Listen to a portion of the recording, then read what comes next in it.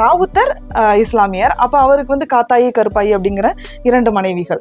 அப்போ நிறைய வந்து கல்லறைகள்ல வந்து தெய்வமா வழிபடுறது. அப்போ இது வந்து கொஞ்சம் வித்தியாசமான வேற ஒரு பண்பாடாக. அப்போ வந்து அப்ப நாட்டார் பண்பாடும் அந்த இஸ்லாமும். பெரிய தமிழ்நாட்டுல நீங்க தான் ராவுத்தரை பத்தி எடுத்த முதல் ஆய்வாளர் நினைக்கிறேன். ஆண்கள் மட்டுமே கிடா வெட்டி ஆயிரமா உட்காந்து விருந்து சாப்பிட்டுட்டு ஆண்கள் மட்டுமே இருக்கிற மாதிரியான கோயில்கள்லாம் நீங்க பாக்குறீங்க. அப்படி நீங்க ஆய்வு பண்ணும்போது இந்த ராவுத்தர் சாமிக்கு அந்த மாதிரி எதுவும் இருக்கு? பெண்கள் இல்லாம ஒன்லி ஒருத்தநாடு பக்கத்துல உள்ள ஒரு ஊரு, பட்டுக்கோட்டை ஒன்றியம் அந்த வட்டாரத்தில் உள்ள ஒரு கோவில்களில் வந்து நான் உள்ளே போகிறேன். ஆக்சுவலாக வந்து பெண்களே வந்து அங்கே அலௌடு இல்லை. அதே மாதிரி மன்னார்குடி போகிற இடமேலையூர் அப்படிங்கிற அந்த பகுதிகள்லையும் வந்து பெண்கள் வந்து உள்ளே போய் வழிபடக்கூடாது. அதே மாதிரி அந்த ஊரில் வந்து இரவு மட்டும்தான் நடக்கும். அதுவும் 12 மணிக்கு மேலே தான் வந்து ரொம்ப உக்ரமான சில நிகழ்வுகள்லாம் நடக்கும். அந்த ஊரில் வந்து நம்ம வந்து முதல்ல உள்ளே போனோடனேயே மொபைலில் ஆஃப் பண்ண சொல்லிடுவாங்க. ஏதோ ஒரு காலகட்டத்தில் ஏதோ ஒரு சூழலில் அன்றைய சமூக சூழலில் தான் வந்து அவங்களுடைய மத மாற்றமோ அல்லது சமய மாற்றமோ நிகழுது. ராவுத்தர் வழிபாடு அப்படின்னு எடுத்துக்கிட்டோம் அப்படின்னா இதை தாண்டி நிறைய வந்து பார்க்க வேண்டிய விஷயங்கள் இன்னுமே இருக்கு. ஆனால் இன்னைக்கு அதை முழுமையாக வந்து சொல்ல முடியாது. குறிப்பாக அந்த பாப்பா கோயில் தர்காங்கிறது ரொம்ப பிரம்மாண்டமான ஒரு விஷயம். அவங்க வந்து சமைச்சு போடுறது, அங்க உள்ள காய்கறிகளை கொண்டு வந்து தர்காவுக்கு கொடுக்கறது, இது எல்லாமே ஒரு விழாவே அங்க நடத்துறாங்க. அந்த மக்களுடைய பண்பாடுகளுக்குள்ள எப்படி வந்து இந்த ராவுத்தர் வழிபாடு வந்தது, இல்ல ராவுத்தர் வழிபாடு ஒரு பகுதிக்கு இன்னொரு பகுதிக்கு என்ன மாதிரி வேறுபாடு இருக்கு, இப்ப இங்க சொல்ற ராவுத்தரும் முத்தாள் ராவுத்தரும் ஒன்னா, இதே தென்பகுதியில் உள்ள பட்டாணியும் ஒன்னா அப்படின்னு பார்க்கும்போது நான் நேரடியா களத்துக்கு போய் தான். ஆனா இப்ப நீங்க சொல்றத பார்த்தா இது கொங்கு பகுதியிலையும் இது இருக்குங்கிறீங்க, டெல்டாவில் இருக்குங்கிறீங்க, கர்நாடகாவில் இருக்குங்கிற பார்த்தா எல்லா பகுதியிலும் பரவலா இந்த வழிபாடு இருக்குங்கிறது ஒரு பெரிய வியக்கத்தக்க செய்தியா இருக்கு. கிராமத்துல வந்து மன்மதன் வழிபாடை நான் 3 வருஷம் ஃபீல்டு ஒர்க் பண்ணேன். அது முக்கியமான விஷயம் என்ன அப்படின்னா வருஷத்துல ஒரு தடவை தான் வரும், மாசி பௌர்ணமி அன்னைக்கு. நாகப்பட்டினம் மாவட்டத்துல எல்லா ஊர்லயும் மாசி பௌர்ணமி அன்னைக்கு மன்மதன். இது இது வந்து விடிய வந்து அவங்க கூட நம்மளும் மூவ் ஆகி போய்கிட்டே தான் இருக்கும். எத்தனை தெருவுக்கு போறாங்களோ தெருவா பிச்சை எடுக்காத குறையாதான் நாங்க வந்து தரவுகள் எடுத்துட்டு இருக்கோம். உண்மையான இலங்கையில கொண்டாடணும். இலங்கையில இன்னும் வந்து மன்மதன் குத்து வந்து நடந்துட்டு இருக்கு. காமன் குத்து அப்படின்னு சொல்லிட்டு, காமண்டி, காமன் பண்டிகை அப்படின்னு சொல்லிட்டு அதுக்கு நிறைய பேர்.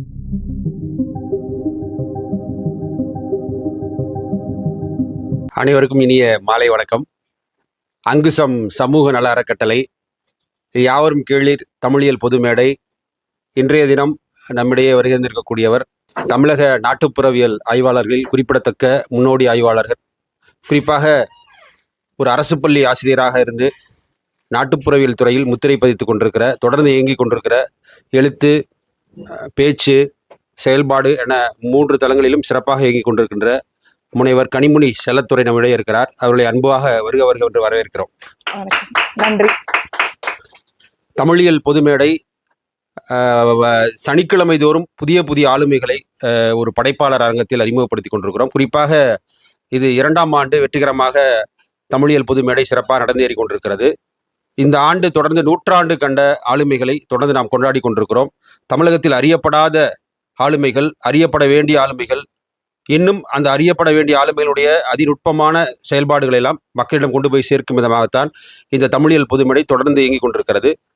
அதில் குறிப்பாக அறியப்படாத தமிழகம் என்று தோப்பா நூல் எழுதியதை போல அறியப்படாத தமிழக ஆளுமைகளை மக்களிடம் கொண்டு போய் சேர்ப்பதுதான் இந்த தமிழியல் பொதுமேடையினுடைய அடிப்படை நோக்கமாக இருக்கிறது. அந்த அடிப்படையில் இன்று நம்மிடையே வருகின்றிருக்கக்கூடியவர் ஒரு நாட்டுப்புறவியல் ஆய்வாளர்.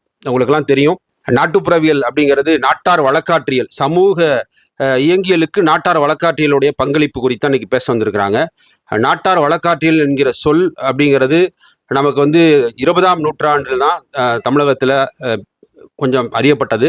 இன்னும் சொல்ல போனால் தமிழகத்தில் தென்கோடியில் தான் அதற்கான ஒரு துறைகள் எல்லாம் உருவாக்கப்பட்டது. கல்லூரிகளில், பல்கலைக்கழகங்களெல்லாம் இப்பொழுதுதான் கொஞ்சம் வளர்ச்சியில் இருக்குது. இன்னும் சொல்ல போனால் அதுக்கென்று ஒரு தனி பல்கலைக்கழகமே உருவாக்கப்பட வேண்டிய அளவுக்கு தமிழ்நாட்டில் அரிய ஆவணங்கள் நம்மிடையே இருக்கிறது நாட்டுப்புறவியல் துறையில். இதுதான் உலகத்தினுடைய தாய் இலக்கியம், தாய் கலை என்றே சொல்லலாம். ஆனால் இன்னைக்கு அது ரொம்ப பின்தங்கி இருக்கிறது. ஆனால் அந்த துறையை எடுத்து இன்னைக்கு முன்னோடி ஆய்வாளராகவும் ஒரு ஆசிரியராகவும் தொடர்ந்து இயங்கிட்டு இருக்கிறாங்க. அவரிடையே இப்போ நம்முடைய கேள்வி எழுப்பலாம். வணக்கம் கனிமொழி. வணக்கம். நமது அங்குசம் சமூக அறக்கட்டளைக்கும் யாவரும் கேளீர் தமிழியல் பொதுமேடைக்கும் முதல்ல நான் நன்றியையும் வணக்கத்தையும் தெரிவித்துக் கொள்கின்றேன். வணக்கம். நீங்க இந்த துறை எப்படி உங்களுக்குள்ள நீங்க கண்டுக்கிட்டீங்க? ஏன் இந்த துறைக்குள்ள போகணும்னு நீங்க நினைச்சீங்க? எந்த புள்ளியில நீங்க இந்த துறைக்குள்ள நீங்க இயங்க ஆரம்பிச்சீங்க? இந்த துறை அப்படிங்கிறது நீங்க முன்னாடி அந்த நாட்டார் வழக்காட்சியல் குறித்து சொல்லும்போதே சொன்ன மாதிரி ஒரு தனித்துவமான துறை. அதுல வந்து இன்னைக்கு நம்மளுடைய நிறைய சமூக வரலாறுகள், நம்மளுடைய வரலாற்றை வந்து மீட்டுருவாக்கம் செய்வதற்கான நிறைய களங்களை கொண்ட ஒரு துறை. யதார்த்தமா இது ஏன் வந்து சமூகத்தோட தொடர்புடையது அப்படிங்கிறத விட, நான் எப்படி இந்த துறைக்குள்ள வந்தேன் அப்படின்னா, என்னுடைய முனைவர் பட்ட ஆய்வு தான் அதுக்கு வந்து ஒரு தொடக்க புள்ளியா இருந்ததுன்னு சொல்லலாம். என்னுடைய முனைவர் பட்ட ஆய்வு ஜமால் முகமது கல்லூரியில இன்றைய தமிழ்துறை தலைவராக இருக்கக்கூடிய நாகூர் கனி அவர்களிடம் தான் என்னுடைய ஆய்வு பணியை தொடங்கினேன். அப்போ வந்து நான் தேர்ந்தெடுத்தது வந்து நாகப்பட்டினம் மாவட்ட பழமொழிகள் தான் என்னுடைய ஆய்வு தலைப்பு. இதுல இருந்துதான் இதுக்கு முன்னாடி ஏற்கனவே நான் கிராம பின்புலத்திலிருந்து வளர்ந்ததுனாலையும் அதை விட ஒரு முக்கியமான விஷயம், நான் நிறைய கிராம பள்ளிக்கூடங்கள்ல நான் வேலை பார்த்துட்டு இருக்கேன். இது எல்லாமே எனக்கு ஒரு மிக அடித்தளமாக அமைஞ்சதுன்னு சொல்லலாம். அதன் அடிப்படையில தான் நான் அந்த பழமொழிகள் அப்படிங்கிறத நான் ஆய்வுக்கு தேர்ந்தெடுத்தேன். ஆய்வுக்கு தேர்ந்தெடுத்துட்டு அடுத்தது வந்து நிறைய மக்களை போய் களங்களுக்கு நேரடியா சந்திக்கிறது. இப்போ அதன் மூலியமா தான் வந்து எனக்கு இந்த துறையில மேலும் மேலும் வந்து இன்னும் ஆழமான ஒரு ஆர்வத்தையும் ஒரு தூண்டுதலையும் தந்தது வந்து இந்த நாட்டார் வழக்காற்றியல் தான். ரொம்ப மகிழ்ச்சி. நீங்க பொதுவாக போர் ஆயுதங்களை எல்லா நாடுகளும் தடை செய்ததே இல்லை, ஆனால் புத்தகத்தை தடை செய்து இருக்கின்றன என்று எஸ் ராமகிருஷ்ணன் சொல்லுவாரு. இப்ப சமூக இயங்கியல் அப்படி இல்லை, அதுல நாட்டார் வழக்காற்றியலுடைய பங்களிப்பு எப்படி இருக்கு? நீங்க சமூகமே அடிப்படையில் எல்லா மனிதனையுமே நாட்டுப்புறத்தான்னு தான் சொல்லுவாங்க. அடிப்படையில பேசிக்கலி ஆல் ஆர் ஃபோக் அப்படிம்பாங்க. எல்லாமே நாட்டுப்புறத்தான் தான். திங்கிறதுல, நம்ம போட்டுக்கிற உடையில, பேசுறதுல, திடீர்னு நமக்குள்ள எழுதுற அந்த மிருகத்தனத்துல, படாரு நம்ம வெளிப்படுத்துற குணங்கள்ல எல்லாமே நாட்டுப்புறம் தான் வரும். ஆனா நம்ம அதை வந்து மூடி மறைத்து கொண்டு வெவ்வேறு ஆடைகளை உடித்து கொண்டு நாம் வந்து ஒரு பாங்கான தோற்றம் போல இருக்கும். அடிப்படையில நாட்டுப்புறவியல் அந்த இயங்கியலுக்கு நாட்டார் வழக்காட்டியல் என்னென்ன பங்களிப்பு அளிச்சது? இப்போ நீங்க சொன்ன மாதிரி கேள்வியிலேயே நீங்களும் நிறைய பதில சொல்லிட்டீங்க. இப்போ நீங்க ஒரு சமூகம் அப்படிங்கிறது வந்து எங்கேயுமே வந்து எல்லாமே நகரத்திலிருந்து உருவாகிறது இல்லை. கிராமங்களிலிருந்து தான் மக்கள் வந்து நகரத்துக்கு குடியேறாங்க. அப்போ அந்த இன்றைய காலகட்டத்துல நம்மளுடைய பண்பாடுகளை முழுமையாக தாங்கி இருக்கிறது யாருன்னு கேட்டீங்கன்னா நாட்டார் மக்கள். இப்ப நாட்டார் மக்கள் அப்படிங்கிறது நாட்டுப்புற மக்கள், அவங்களதான் சொல்றேன் நானு. நம்ம சொல்லுவோம் இல்லையா கிராமத்து மக்கள், அவங்களதான் வந்து நான் இப்போ நாட்டார் அப்படின்னு சொல்றேன். இந்த நாட்டார் மக்களுக்குள்ள சமூகம் வந்து எப்படி இயங்கிக்கிட்டு இருக்கு, அது மூலியமா இன்னைக்கு அவங்கள்ட்ட இருக்கிற வழக்காறுகளை வச்சு நம்ம எப்படி வந்து சமூகத்தை வந்து கணிக்க முடியும். நம்ம கிட்ட வந்து நம்மளுடைய நாடு வந்து பல்வேறு காலகட்டங்கள்ல பல்வேறு ஆட்சியாளர்களால் ஆளப்பட்டு வந்தது. ஆனாலும் அந்த தமிழ் அப்படிங்கிறது வந்து அங்கிருந்து இப்போ நாயக்கர்கள் வராங்க அப்படின்னா அவங்க வேற ஒரு மொழி பண்பாட்டுல இருந்து வராங்க. இருந்தாலும் அவங்க இங்க வந்து அவங்களுடைய மொழியை வந்து இங்க பேசல, நம்மளுடைய மொழியை பேசிட்டு நம்மளுடைய கலாச்சாரத்தையும் பண்பாட்டையும் பின்பற்றி தான் இங்க வந்து அவங்க வந்து காலூன்றி வேரூன்றி இருக்காங்க இல்லையா? அப்ப அவங்க வந்து தன்னை வந்து தமிழர்களாகவே மாற்றிக்கிறாங்க. ஆனா இத்தனை அடுத்தடுத்த முறை ஆங்கிலேயர் ஆட்சியாக இருக்கட்டும், முகலாயவர்கள் ஆட்சியாக இருக்கட்டும், மராட்டி ஆட்சியாக இருக்கட்டும், இவங்க எல்லாமே உள்ள வரும்பொழுது நம்மளுடைய மக்களை வந்து நம்ம மக்கள் வந்து எந்த விதத்திலையும் மாறல. அவங்க அவங்களுடைய பண்பாட்டோட தான் இருக்காங்க. அங்கிருந்து வர்றவங்க தான் நம்மளுடைய பண்பாட்டையும் வந்து சேர்த்து எடுத்துட்டு அவங்க பகுதிகளுக்கு எடுத்துட்டு போறாங்க. அப்போ இந்த நாட்டார் மக்கள் தங்களுடைய பண்பாட்டையும் கலாச்சாரத்தையும் வாழ்வியலையும் நம்ம இன்னைக்கு வேணா பேசலாம், நம்ம இது நிறைய மாறி வந்திருக்கோம் அப்படின்னு சொல்லலாம். ஆனா ஏதோ ஒரு மாற்று வடிவங்கள்ல அந்த பண்பாட்டையும் அவங்க வந்து இன்ற வரையும் செயல்படுத்திக்கிட்டு இருக்காங்கிறத நம்ம மறுக்க முடியாது. அந்த வேர்கள்ல இருந்து வர பாய்ச்சல் தான் நம்ம இயங்கிட்டு இருக்கோம். இன்னைக்கு நம்ம அதனுடைய தொடர்ச்சியாக தான் வந்து நம்ம அடுத்தடுத்த செயல்பாடுகளை வந்து நம்ம பார்த்துட்டு இருக்கோம். குறிப்பாக பார்த்தோம்னா ஆங்கிலேயர்கள் முதல்ல நம்ம நாட்டுக்கு வராங்க. நாட்டுக்கு வந்து அவங்க வந்து ஒரு பகுதிகளில் அவங்க நம்ம மக்களுடைய வழக்காறுகளை தான் சேகரிக்கிறாங்க. அவங்கதான் வந்து ஃபோக்லோர் அப்படிங்கிறத வந்து நம்ம அது அப்படி ஒரு கலைச்சொல் உருவாக்கத்துக்கு முன்னாடியே வந்து மக்கள்கிட்ட இருக்கிற நிறைய பழமொழிகளையும் அவங்களுடைய வழக்காறுகளையும் சேகரித்து அதன் மூலமா தான் வந்து அவங்க வந்து மதத்தை வந்து அவங்களுடைய கருத்துக்களையோ அல்லது கொள்கைகளையோ வந்து மக்கள்கிட்ட வந்து புகுத்துறாங்க. அப்ப ஏன்னா ஒரு மக்களை வந்து நம்ம எளிமையா அல்லது எளிதா போய் பார்க்கணும் அல்லது பேசணும், அவங்க கூட வந்து இணைந்து செயல்படணும் அப்படின்னா அதுக்கு ரொம்ப முக்கியமா இருக்கிறது வழக்காறுகள் தான், நம்மளுடைய பண்பாடு தான். ஃபீல்டுல இருக்குது. அப்பதான் வந்து நம்ம அவங்களை அக்செப்ட் பண்ணுவோம். இப்போ ஒரே மாதிரி இன்னைக்கு நிறைய கிறித்தவ பண்பாடுகள்ல பாத்தீங்க அப்படின்னா நம்மளுடைய கலாச்சாரங்கள் இருக்கும். அங்கேயும் பாத்தீங்கன்னா மொட்டை அடிக்கிறது இருக்கும். எல்லா சடங்குகளும் வேளாங்கண்ணி, குறிப்பா வேளாங்கண்ணில பார்த்தோம்னா எல்லாம் அதிகமா வேளாங்கண்ணிக்கு அதிகமா போறது நாட்டார் கிறித்தவர்கள் தான். கிறித்தவர்களை விட நாட்டார் மக்கள் வந்து அங்க அதிகமா போறாங்க. அவங்கதான் வந்து அங்க போயிட்டு மொட்டை அடிக்கிறது, நடந்து போறது, முட்டி போடுறது, மாலை போட்டுக்கிறது, விரதம் இருக்கிறது, இது எல்லாமே நம்மளுடைய பண்பாடு. இப்ப இதையே வந்து இப்போ இதே வந்து நிறுவன கிறித்தவம் வந்து அதை ஏற்றுக்கொள்ளாது. இப்ப நாட்டார் கிறித்தவம் வந்து அதை ஏற்றுக்கொள்ளுது. ஏன் அப்படின்னா இது இருந்தாதான் மக்கள் போய் அங்க போவாங்க. அங்கேயும் சிறுதெய்வ வழிபாடு, பெருந்தெய்வ வழிபாடு மாதிரி அங்கேயும் பார்த்தோம் அப்படின்னா நிறைய நம்ம ஏற்கனவே முன்னோர்கள் நாட்டார் தெய்வங்களை பொறுத்த வரைக்கும் இறந்தவர்களை தான் வந்து நம்ம வழிபட்டுட்டு இருக்கோம். அங்கேயும் பாத்தீங்கன்னா புனிதர்களை வந்து வழிபடுறாங்க. அந்தோனியார், அப்படி சின்ன சின்ன சவேரியார், அது மாதிரியான தெய்வங்களை வந்து வழிபடுறாங்க. அது கிடையாது நிறுவன கிறித்தவத்துல, அது கிடையாது. அப்ப நாட்டார் கிறித்தவத்துல இது எல்லாமே உண்டு. அப்ப நிறைய வந்து கல்லறைகள்ல வந்து தெய்வமா வழிபடுறது, இப்ப நம்ம இறந்தவர்களுடைய சமாதியில போய் வழிபடுறது மாதிரி அவங்க வந்து கல்லறை நடுகள் மரபு மாதிரி. அப்போ இது மாதிரிதான் வந்து சமூகத்துல நாட்டார் வழிகாட்டியலும் அந்த சமூகத்துல மிகப்பெரிய ஒரு இயங்கியலுக்கான அடித்தளமாக இருக்கு. நீங்க உங்களுடைய முனையற்பட்ட வந்து நாகப்பட்டின பழமொழிகள்னு சொன்னீங்க. ஆனாலும் நீங்க அந்த ராவுத்தர் தொடர்பான ஒரு ஆய்வு அதை பத்தி நீங்க சொல்லுங்க. ஏன்னா அது நாட்டார் வழக்காற்றியல்ல அது எப்படி நீங்க அந்த துறைக்குள்ள போனீங்க? அது வந்து ஒரு ஆய்வு களம் தான். பொதுவா நான் பழமொழிகள் சேகரித்துக்கிட்டு இருக்கும் போதே முனைவர் பட்ட ஆய்வுக்கு முன்னாடியே வந்து இந்த ராவுத்தர் வழிபாடு அப்படிங்கிற ஒரு ஆய்வை வந்து நான் தொடர்ந்து எடுத்து ஆரம்பிச்சிட்டேன். அந்த ஆய்வு கிட்டத்தட்ட 2017 நான் வந்து அந்த ஆய்வை வந்து எடுத்துட்டேன். இப்போ வரைக்கும் அது வந்து தொடர்ந்து செஞ்சுட்டு தான் இருக்கேன். ஏன்னா அதனுடைய முடிவு அப்படிங்கிறது வந்து நம்மளால சொல்ல முடியாது. எப்படி இது போனோம் அப்படின்னா, குறிப்பாக ராவுத்தர் அப்படிங்கன்னா நம்ம பெரும்பான்மையா நம்ம எடுத்த உடனே சொல்றது இஸ்லாமியர் அப்படிதான் சொல்லுவோம். இப்போ இஸ்லாமியரை வந்து ஒரு நாட்டார் மக்கள் போய் நாட்டார் இஸ்லாம் இல்ல, நாட்டார் மக்கள் போய் அங்க வந்து குலதெய்வமா வழிபட்டுட்டு இருக்காங்க. இது குறிப்பா வந்து தமிழகம் முழுக்க பரவலா இருக்கு. ஒரு பகுதின்னு சொல்ல முடியாது. இப்ப வேதாரண்யம் பகுதி எடுத்துக்கிட்டோம்னா தகட்டூர், அங்க வந்து ராவுத்தசாமி அப்படின்னு சொல்லிட்டு ஒரு கோவில் இருக்கு. அங்க மற்ற இடங்களுக்கு மட்டும் அவருக்கு வந்து மனைவி இருப்பாங்க 2 பேர். அவங்க வந்து காத்தாயி, கருப்பாயி. ராவுத்தருக்கு காத்தாயி, கருப்பாயி அப்படின்னு சொல்லிட்டு 2 மனைவிகள் இருக்காங்க. அப்போ இத பார்க்கும்போது ராவுத்தர் இஸ்லாமியர், அப்ப அவருக்கு வந்து காத்தாயி, கருப்பாயி அப்படிங்கிற 2 மனைவிகள். அப்போ இது வந்து கொஞ்சம் வித்தியாசமான வேற ஒரு பண்பாடாக இருக்கு. அப்போ வந்து அப்ப நாட்டார் பண்பாடும் அந்த இஸ்லாமிய பண்பாடும் இப்ப இது என்னன்னா இதன் மூலமா வந்து உடனே வந்து நம்ம வந்து இத வெளிப்படையா வந்து இதை நம்ம சொல்லிட முடியாது. யதார்த்தமா பின்னணி எல்லாம் நிறைய பார்க்க வேண்டியது இருக்கு. அப்படி பார்க்கும்போது தமிழகத்துல இன்னும் பல பகுதியில கொங்கு பகுதிகளில் ராவுத்தமார் அப்படின்னு சொல்லிட்டு ஒரு வழிபாடு இருக்கு.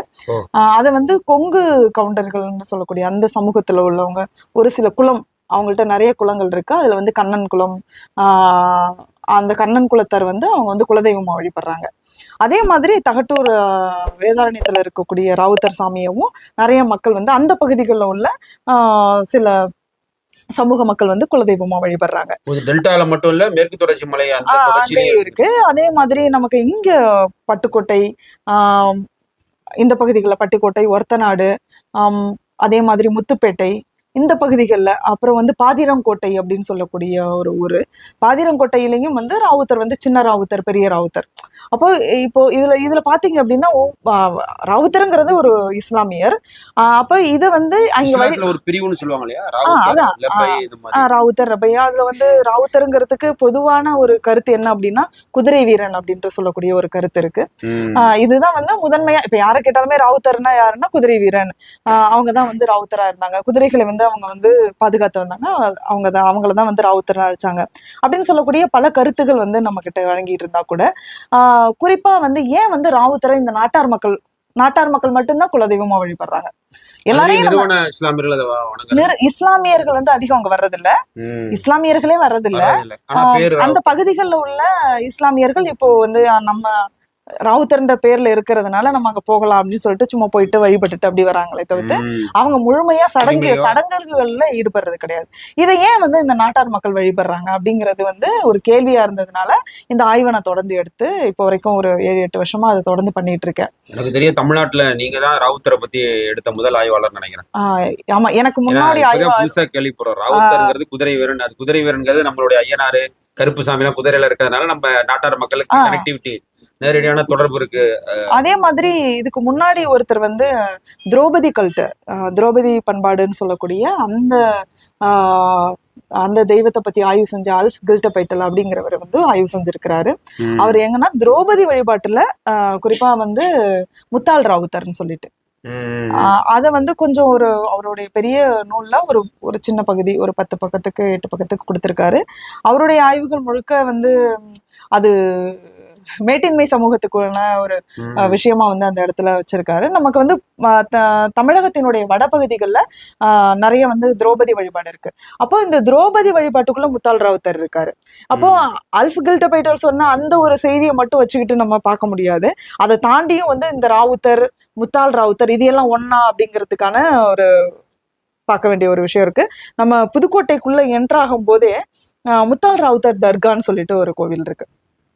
ஆசிரியர் பயிற்சி நிறுவனம் இருக்கு இல்லையா, ஆசிரியர் பயிற்சி நிறுவனத்தை காரைக்குடியில இருந்து உள்ள இல்ல நம்ம தஞ்சாவூர்ல இருந்து உள்ள நுழையிற இடத்துல முத்தாள் ராவுத்தர் தர்கான் இருந்து நான் அந்த வழியா போகும்போது ஏதாச்சியா கண்ணில் படும்போது நான் போய் பார்த்தேன் அந்த பகுதிகளில். சரி என்னதான் இருக்குவாங்க அப்படின்னு பார்த்தா முத்தாள் ராவுத்தர் தர்கா அப்படின்னு இருக்கு. பக்கத்திலேயே இன்னொரு தர்காவும் இருக்கு. அதுக்கு பக்கத்துல பொற்பனைக்கோட்டை முனீஸ்வரர் இருக்கு. இப்போ இது எல்லாத்தையும் நம்ம ரொம்ப பார்க்கும்போது இது எல்லாத்துக்கும் ஒரு முழுமையான ஒரு தீர்வை வந்து நம்ம காண முடியாது. இதே பார்த்தோம் அப்படின்னா கொடுமணல் பகுதிகள்ல கிடைக்கக்கூடிய ஒரு தனிப்பாடல் திரட்டு, அவர் வந்து புலவர் ராசு இருக்கு, அவர்கள் வந்து தனிப்பாடல் திரட்டெல்லாம் சேகரிச்சாரு. அதுல வந்து பாத்தீங்க அப்படின்னா ஒரு பெண்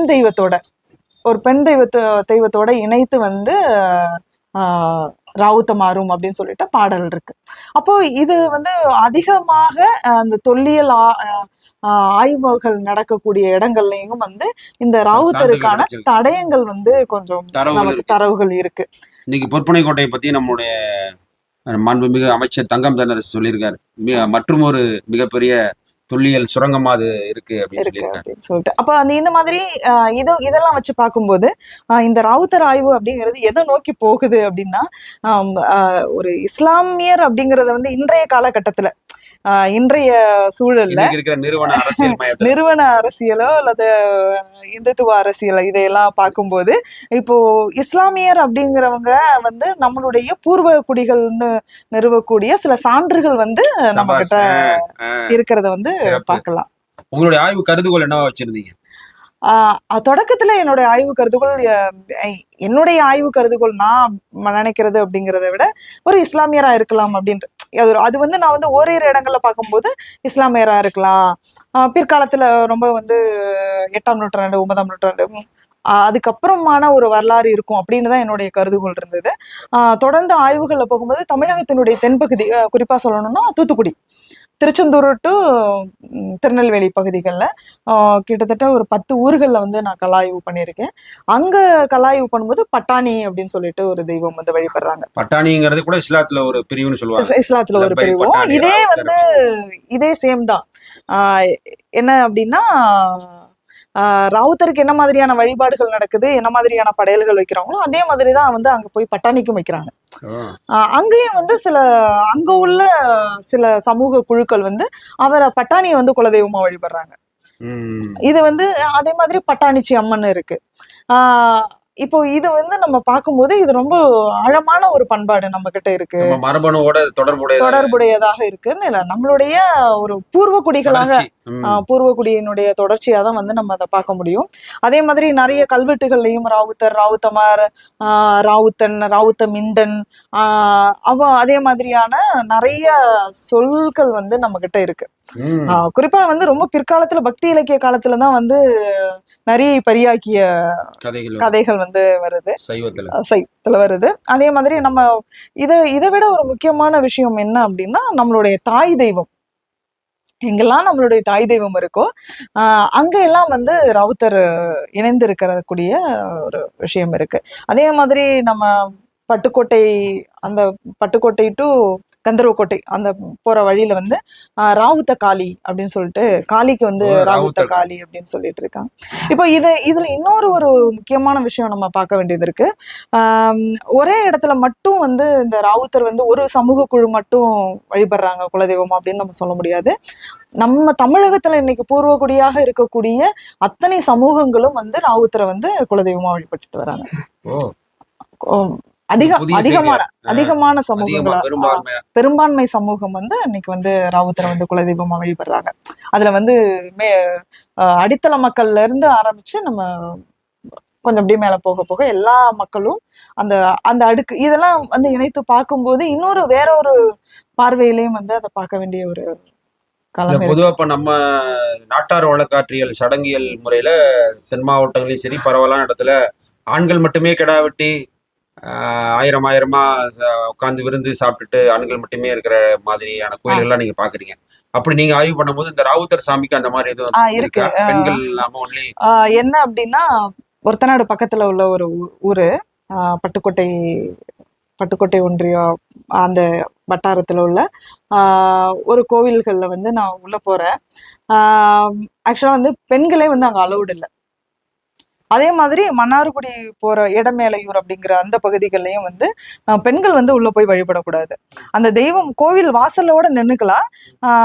பெண்கள் போனாங்கன்னா அங்க உள்ள போய் பூசாரி வந்து காமிச்சிட்டு சூடம் காமிச்சிட்டு வெளியில வந்துதான் திருநூறு தருவாரு.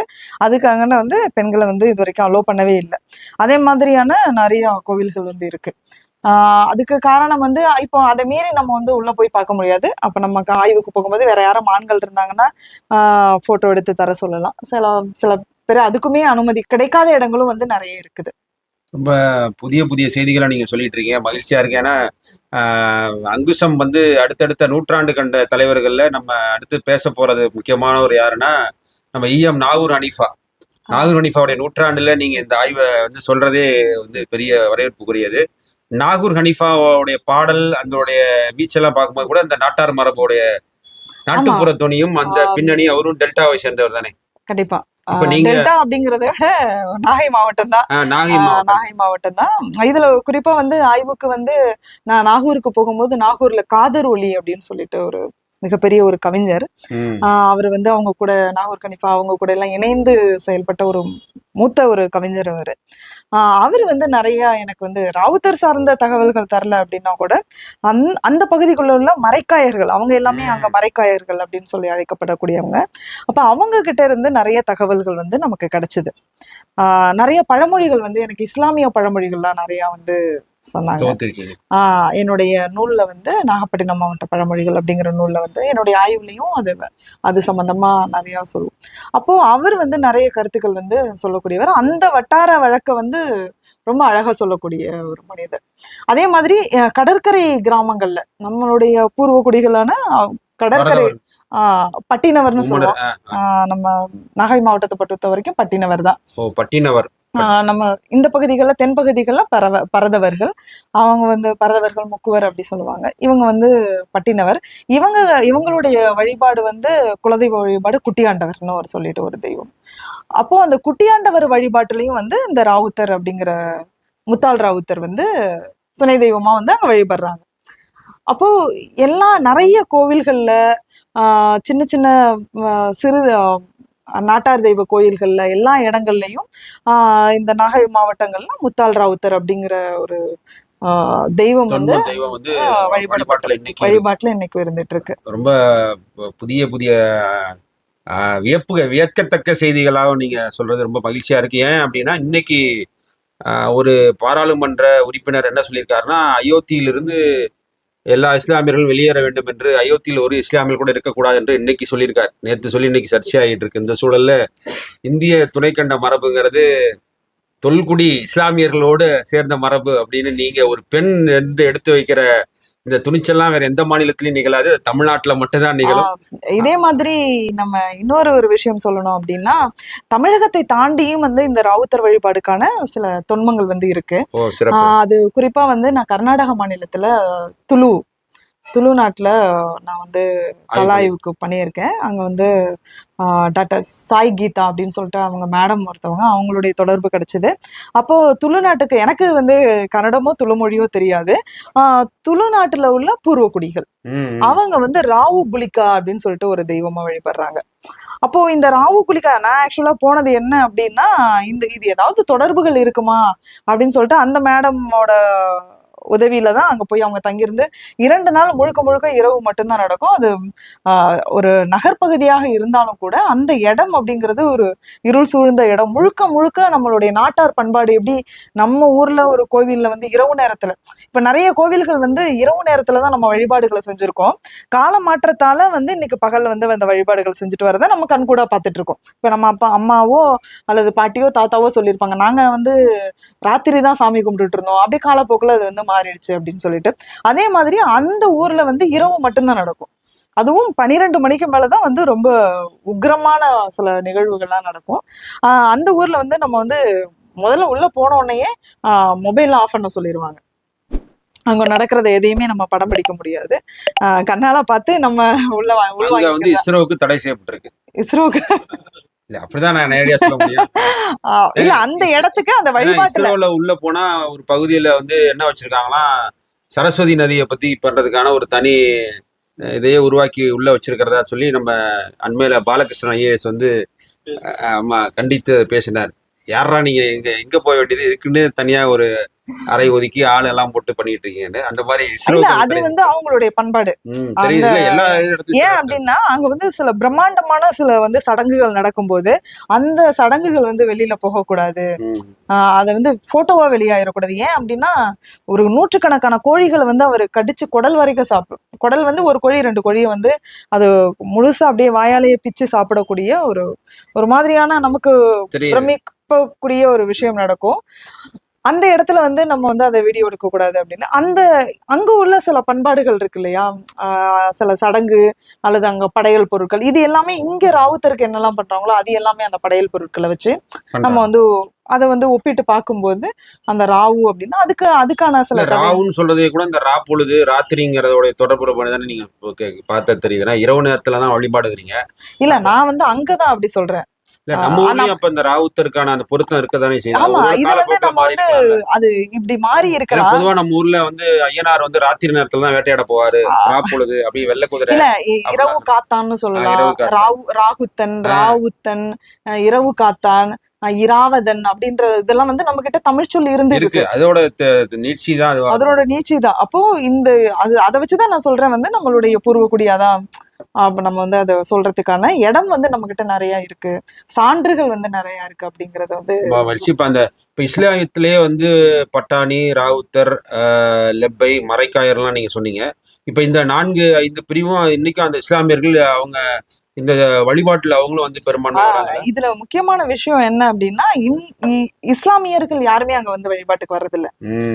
நான் தான் சொன்னேன், நம்ம நாட்டுல தமிழகத்திலேயே உள்ள பூர்வ குடிகளான மக்களுடைய குலதெய்வமா வராங்க. இந்த நிறுவன சமயத்தை நிறுவன இஸ்லாமியர்கள் யாரும் அவங்க வந்து உள்ள வர்றதில்ல. ஆனா அந்த நாட்டார் இஸ்லாம் ஒரு சிலர் வந்து இந்த வழிபாட்டை இன்னைக்கு வந்து ராவுத்தருக்கு வந்து ஒரு விழா நடக்குது அப்படின்னா அந்த இஸ்லாமியர் அங்க வந்துட்டு போவாங்க.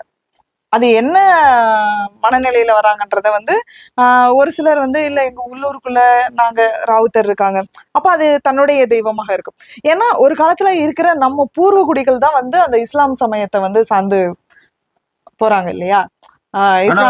பின்னால ராவுத்தர்ங்கிறத வச்சுக்கிறாங்க இஸ்லாமியர்கள். அதான் இவங்க ஏற்கனவே இங்க இருந்து தான் வந்து மதமாற்றம் ஆகி போறாங்க. ஏதோ ஒரு காலகட்டத்துல ஏதோ ஒரு சூழல்ல அன்றைய சமூக சூழல்ல தான் வந்து அவங்களுடைய மதமாற்றமோ அல்லது சமய மாற்றமோ நிகழுது இல்லையா.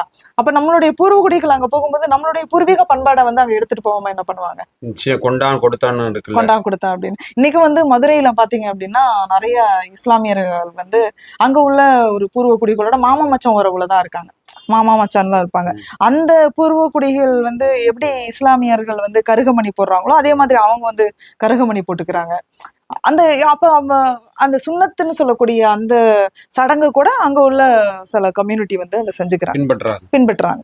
அப்ப இவங்களுக்குள்ள வந்து ஒரு நெருங்கிய ஒரு தொடர்பும் அல்லது ஒரு பண்பாட்டு தொடர்பு இருக்கிறதுனாலதான் இதை வந்து நம்ம செய்வோம். எதையுமே நம்ம வந்து எளிமையா நம்ம ஏத்துக்க மாட்டோம். ஒரு விஷயத்த ஒரு சமூகம் ஏத்துக்குது அப்படின்னா சும்மா ஏத்துக்காது.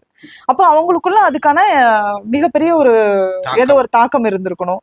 அப்ப அவங்களுக்குள்ள ஒரு ஒரு இணக்கமான சூழலாக இருந்திருக்கலாம், அல்லது ஒரு பண்பாட்டு தொடர்புகள், இது எல்லாம் தான் வந்து அவங்களை வந்து அந்த சமத்துவமோ அல்லது ஒரு சகோதரத்துவ இணைப்போ சமோதரம் அல்லது வளர்ச்சியில ஒரு இணைப்போ ஏதோ ஒண்ணு இருந்தாதான் இல்ல. ஏற்கனவே அவங்களோட இந்த பூர்வகுடி தொடர்பு கூட இருக்கலாம் இல்லையா? இருக்கலாம். அந்த மாமா மச்சாங்கிறத நம்ம எல்லாரையும் வந்து எளிமையா சொல்ல மாட்டோம்.